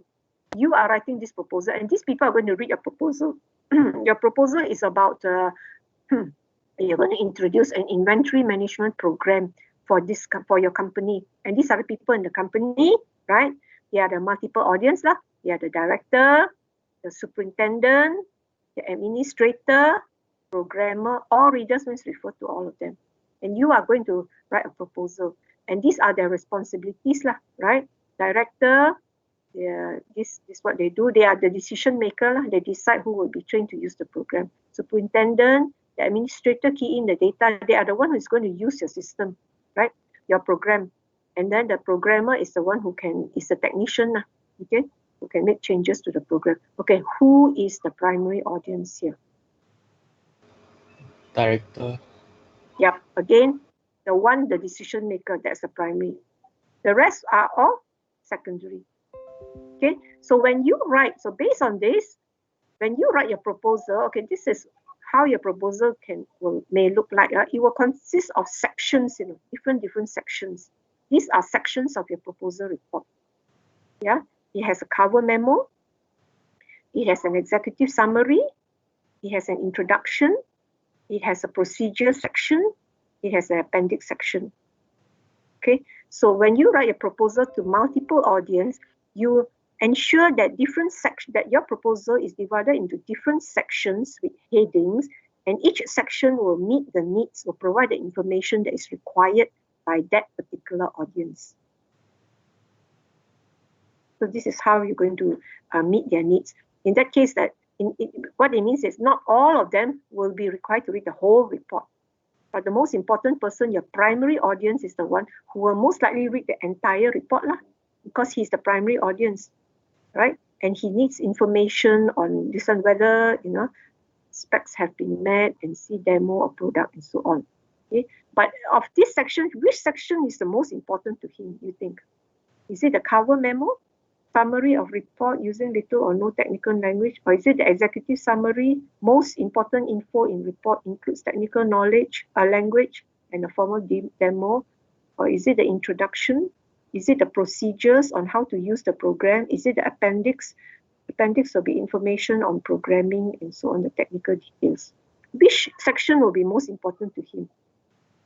That he will be able to get his information quickly by reading, going straight to that section. What do you think for the director? Anyone? The cover memo. Cover memo is just a cover letter, You think the director will get enough information from reading the cover memo? Then will be the executive summary, I think. Yeah, it will be the executive summary, right? Director, who is the primary audience, you will need to write your executive summary to provide the information that he needs. But whatever it is still a summary. In fact, in your proposal, which you will be writing later on, you will also have to write executive summary. It is actually the most important, it contains the most important info in your report, but it is in summary form. Now, usually a proposal, it can be, 10 to 100 page long, So most of these long documents, long technical documents, long reports, always starts with the executive summary, where it contains the most important information, and it's usually about 10% in length compared to the whole proposal. So let's say if your proposal is 10 pages, your 20 pages, executive summary is about 2 pages long, but it must contain all the most important information here, so that when the director, your primary audience, he reads, he will to get the most important information, so that it will help him to make his decision. He reads the executive summary, because they're all busy people, right? And then later on, they may find out more detail. They will read the whole report lah. But to start off, to make a decision quickly, they will refer to the executive summary, right? So that's where your director will most likely. That's where you should be writing your executive summary for, to give the information to the primary audience. What about superintendent? Which part do you think he will most likely will be most useful to him? What he needs is, it depends on what kind of information he needs. He will probably need information on how money is invested and so on, the terms of contract. Which part can be written to give him that information? Doesn't need much of technical terms, technical knowledge. Introduction. Introduction, the purpose of the proposal, organization uses little or no technical knowledge. This one is more, introduction is more of to introduce the proposal, the purpose, and how the proposal is organized. So it's not so much for the superintendent. It's actually meant for all readers. Introduction, where all of them will read this. Yeah, including the superintendent, but all of them will read this, so that they have an overall picture of the proposal. But for the superintendent, all he needs is just to refer to the, not so much not so much introduction, but more of the, or maybe I'll go to the next one for administrators. Which section will be most useful to them? They are the users, they are the one who will be using your program. Procedures. Right? Procedures, that's right. The administrator will read procedures, because they will need to get info on how to use the program. So they are not the one making decision on whether to use the program or not. They want to see how to use it. So procedures will be written more for them. What about programmer, the technician? Which section is important for them? They need to refer to which section in particular. Programmer? Appendix. Appendix, right? The appendix. Okay. So the superintendent will most likely, right, find the cover memo the most important. It's just a summary. They no need much technical knowledge, because he's not so interested in technical knowledge here. So he just needs to know what are the what is involved in setting up this program. Administrator, they need to know how to manipulate and use the program, so they read the procedure. Programmer, because he's the technician, so he needs information, he will refer to the appendix. And all the readers, all of them, right, they will probably read the introduction to get a general idea of what the proposal is about. So when you're dealing with these are multiple audience, different groups with different needs. So you read you write your report under different headings with different sections, right, to meet the needs of different people in the audience, because the same people is reading a proposal. So different sections will meet their needs, give them the information that they need. Okay, so for multiple audience, how do you meet their needs? First you decide who's your primary and secondary audience, and then you adjust your writing. This is also adjusting, write different parts of the document for different readers under different headings, like just now, like that, right? The executive summary, the cover memo, the procedures into different parts of the same document under different headings. Or you can write short documents. Short documents, instead of one long document, you write short documents, one document for each type of audience. So it's the same thing, like you analyze audience and you adjust the writing. Okay, so you're done with audience already. So now we're going to look very quickly now. Okay, you still got time here, just feeling so. Okay, now we're going to look at this purpose, scope, and medium. Okay, we've talked about audience, we've talked about all the characteristic subject, we've talked about style and tone, we've talked about organization and special features. Now we're talking about when you're writing a document, you got to plan, right? And you got to be clear what is your purpose, and then what is your scope and medium. Once you know your purpose, you will decide on your scope and medium. So we go one by one first. Purpose we already know, we already mentioned it a few times, right? Purpose must be specific. It's the outcome, what you want, what is your reason for writing this document. Is it to inform your reader, to explain something, to give instructions, to propose, to recommend, to persuade, to influence, to convince? These are the purpose as a writer, right? And also as a reader, also when they want to read your document, is because they want to get information, right? They want to get instructions, they want to understand something, right? So that's the purpose. So let's look at this simple exercise. Okay, you tell me lah. Okay? Hello, please be here, all of you. Give me the answer. Okay, this is a situation. Now you tell me what is the purpose. You are giving an official statement about a robbery you have witnessed. You are giving an official statement. That means you are writing a report, right, about a robbery you have witnessed. What is your purpose of this official statement? Why are you writing the official statement? Of course, to the police, because you're reporting a robbery, right? Why are you writing this official statement to the police? What is your purpose? Anybody? To give information. Yeah, what kind of information? Yeah, to give information, right? Information about the robbery, isn't it? That means to report, right? To report, to inform, okay? To provide information so that to help the police in the investigation, isn't it? Okay, right. Next, you are asking people to vote for your friend who is contesting in the campus election. Let's say you're coming up with a banner or with a poster, right? Asking people to vote for your friend who is contesting in the campus election. What is your purpose in doing that, in writing that? What is your purpose? Remember, purpose is also the outcome. What is it that you want the people to do as a result of reading what you have written? Just like here, your purpose is so that your police can investigate the case based on the information you give, right? So what is your purpose in writing, let's say, a banner to get people to vote for your friend? What is your purpose? To convince them to convince people. Correct. Yes. To convince, to influence people, to persuade people, to encourage people to vote for him, your friend, John, for example. Okay? So your purpose is to convince, to persuade, to campaign, to encourage people to vote. So that after reading your banner, what is the outcome you want? They will go and vote for your friend. Okay? Okay, next one. You are doing a promotion campaign for a new high-end laptop computer for professional gaming. Let's say you are writing an advertisement to promote this laptop. What is your purpose? To attract people. Yeah. It's almost the same as this one. It's also to persuade, to convince, isn't it? To boost sales, right? Attract people to what? To buy the computer, right? Okay, so to promote, to sell, to market, to boost sale. So that is your purpose. Yeah? So be very clear, you know what is your purpose in doing things. Remember, keep in mind, purpose means the outcome.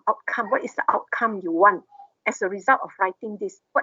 Outcome means what you want your reader to do. What action you want your reader to take after reading. Because of reading after reading your writing, what is outcome? What is the action you want them to do? Okay, so that is purpose. Okay, then we come to the next one, scope. Once you know your purpose, your scope is how much information, what is the coverage of your document, how much you need to cover, how much information you need to include, and what are the necessary information you need to include, and what are the unnecessary information that you want to omit or you want to leave out, that you wouldn't. So you have to decide on that. So that is called the scope of your document. In order to determine your scope, you must know who your audience is. That means you must know how much they need to know, okay, or what is it that they need to know. And you must also know your purpose lah. If your purpose is to encourage someone to vote for someone, so what is your scope?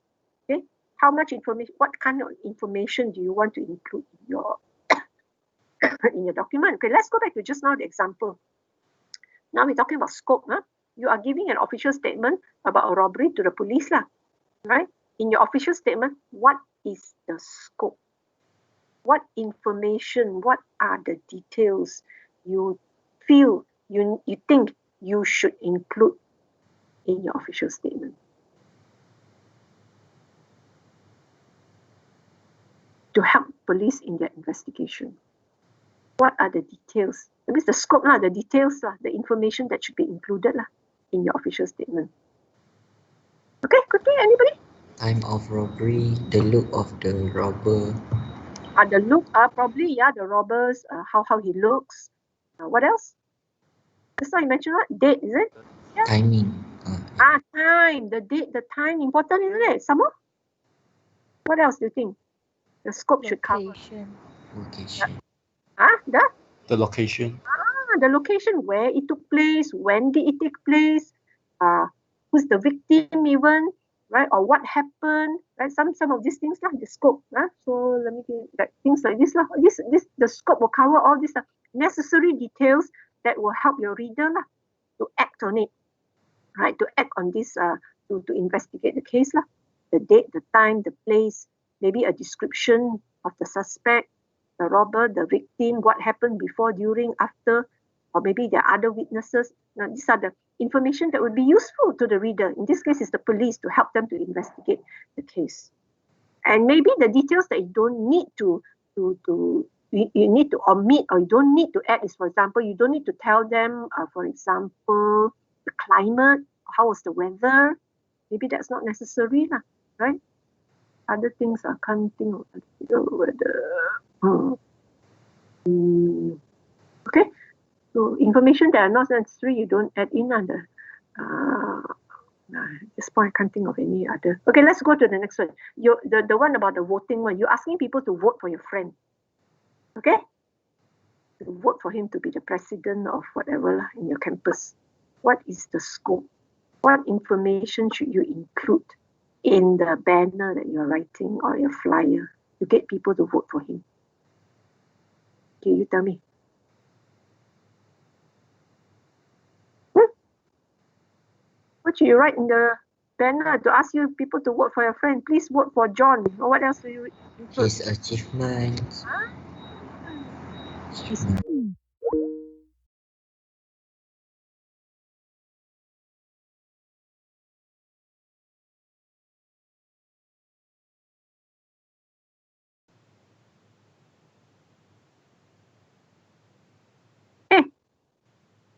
What else? What should you omit or do not include in this scope? his bad behavior. Exactly. Any negative quality, any failures perhaps, or some negative qualities, right? You do not highlight it lah. You do not include it, right? In your scope lah. Because it's just natural, isn't it? You wouldn't. I mean, it's not to say that being dishonest, but you just don't mention it lah, right? Especially when you highlight his positive qualities. Okay. But of course, if he's a person that is suitable for what you will want to highlight, or his everybody has strengths and weaknesses. You don't highlight his weaknesses. What I mean is, right, highlight his strengths. Okay, good. Now this one, you are doing a promotion campaign. Remember the laptop computer that you want to sell, right? You're writing a flyer, a brochure about the computer. So what is your scope? What should you cover? The description. The what? The description. Some what? The information about the laptop. Yeah, the information, the specifications, right? What else? You want people to buy it, isn't it? So you should also give information of the price, where to buy. Price. Yes, or any discount, or where to buy. Okay, what is it? What is it that you should not include in your scope here? You should leave out, if there are any. This is what you should include lah. If there are any what, like here like that lah. The strengths, you highlight the strength. Here also the strengths, the special features, the strength, the plus point of this computer, you highlight it and put it in. What is it that you should not include? If there are any weaknesses, right, of this computer, or if there's another competitor, let's say another brand which is better, you don't mention it lah, for right, in the flyer lah, definitely, right. The competitor's brand, you don't mention it here, right? So this is where you decide the scope lah. Okay. All right, that's scope. So we have covered purpose, scope, and finally medium. Medium simply means the how do you relay, what do you use to relay your message. Remember, your message is delivered in writing. So medium is in what form do you deliver your message, right? So of course, if it's to internal audience and all that, if we are all familiar, we can relay our message through letters, memos, instant messaging, right? In reports, right? And these are all the familiar. These are medium, examples of medium. But of course, if you're writing to the general public, let's say to the entire nation, for example, you want to relay a message in writing, then you use other kinds of medium like the newspapers, the web, what do you call it? Website, web pages. You use what do you call it? Social media and so on. These are all medium. Medium means the channel that you use to relay your messages, right? Then you have to decide, is it an appropriate channel? Different kinds of audience, different groups of people, you use different medium that is suitable for them, right? For example, if you want to inform a general public, you don't send emails, isn't it? To a general public, the whole country, the whole nation, you want to give information, you don't use emails, right? So you have to see whether it's appropriate. Sometimes you also got to check on the cost. Sometimes like using advertisement, TV commercial may be more costly, right? So there are other means like using social media and so on. And then you also check whether the media is available or not.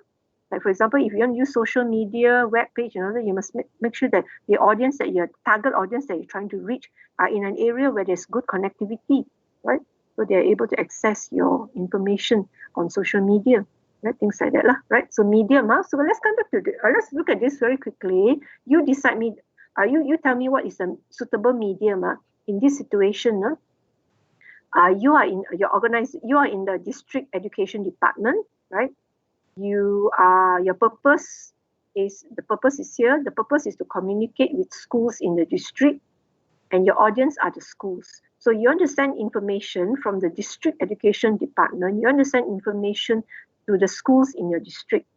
Let's say information regarding, let's say, setting up SOPs, right, for the schools because of COVID-19 and so on. So what kind of medium do you use? How would you send this message to the schools in your district? What medium do you use? Formal letter. Sorry? Formal letter. A formal letter, yes, it can be letter.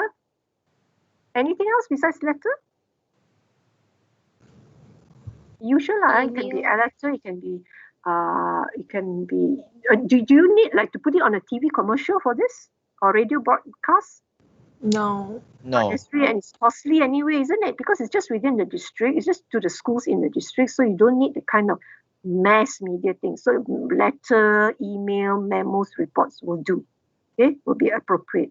Okay, now if you're in the state education department, you want to write a report to the ministry, upwards to the ministry on the school's performance in your state. And your audience is the education ministry. So what medium do you use? You want to send in reports on the performance of each school, and you want to inform this to the education ministry. What medium do you use? Suitable medium. Emails, letters, and reports. Yeah, generally it's like this also lah, right? Or it can be an attachment because it's a report, right? It can be an email attachment, right? Maybe through monthly report and so on, right? Reports.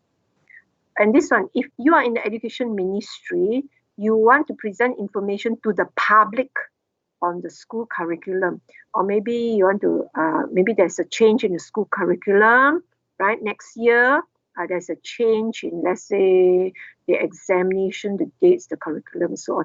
And your audience is the general public, the whole nation of Malaysia, let's say. What medium do you use to tell them, to give them this information? Television news, newspaper, social media. Yeah, or the website lah, the ministry's website also can, or newspapers, not those kind of mass media thing. Of course, you don't send emails lah. You definitely don't send letters lah. Right? How to send to individual, to people in the general public? Use website. You use your broadcast maybe on TV, radio, right? So that's the medium to use. Okay, right. So we are done now. So we are done. What we have looked at today, we look at audience needs, right? We look at specific audience. If the audience specific, how do you meet their needs? How do you ensure, how do you get to know your audience better so that you can write better, so that they can understand you better? You analyze the characteristics. You try to find out what is their knowledge level, how much they know. Maybe you look at their role. You look at how interested they are in your topic. You look at their cultural background. You look at their personality, and then you make your adjustments in your writing. Okay. And the other one is to meet the needs of a multiple audience. Remember, multiple audience is where you have directors, you have different groups of people, administrators, staff, what do you call it, normal staff and technicians, and so on, administrative staff and all that. They make up different groups in your audience. So if you want to write a report, then you decide who is the primary and secondary audience, and your report must be written in different parts, different sections for different types of readers, under different headings. Remember the cover memo, the executive summary, the procedures, the appendix, the different sections of your report to directed at different people in your multiple audience. Okay, that covers audience. And then we look at just now, in writing your document, you must know your purpose. You must know your purpose, right? You must know your scope. Scope means how much information. Purpose means what is the outcome, what you want your reader to do at the end of your document, after reading your document. Scope is how much information to give, what are the details you should give, what are the details you don't need to give. You decide how much your document should cover, and finally the medium. How do you relay the information? The most appropriate medium, the best way to give, to send your message to different kinds of people. So you have to be aware, and you have to decide this in order that your document will be able to reach the audience in the most appropriate way, and to be able to get the message and understand what is given, right? Okay, so with this, once again, please check your handout, right? Download from Spectrum. There are two handouts for this week, week 3. Please download it as soon as you can, right, after the class. One is a slide cast, like what I told you. It's the mini lecture that Dr. Yeo has uploaded on Spectrum based on today's topic. But it's only a very short summary on what we have covered, but still please go through it. And handout.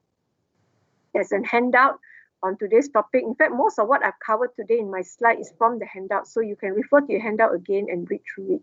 This will be your reading, right? And don't forget your textbook. Once you've got your textbook, today's topic is from what page did I mention? Do you remember? You write down, anybody? 6 to 15. 6 to 15. Yeah, 6 to 15, your textbook. So do your readings, right? And your homework. Homework won't be as much as last week's lah. There's one exercise to cover this, what we have covered today: audience, purpose, scope, medium. There's one set of foundation exercises. You do the one on, there are some quite detailed, but you just pick and choose. Do the one on audience, audience, purpose, scope, medium. I think there's some questions on that. So just try out those exercises. Yeah, refer to this. Okay, so that's it. Oh, okay, we won't look at the assignment now as yet. So I will stop my sharing here, and we go back to the chat room very quickly. And okay, before that, any questions? Some of you, a lot of you have already left the scene.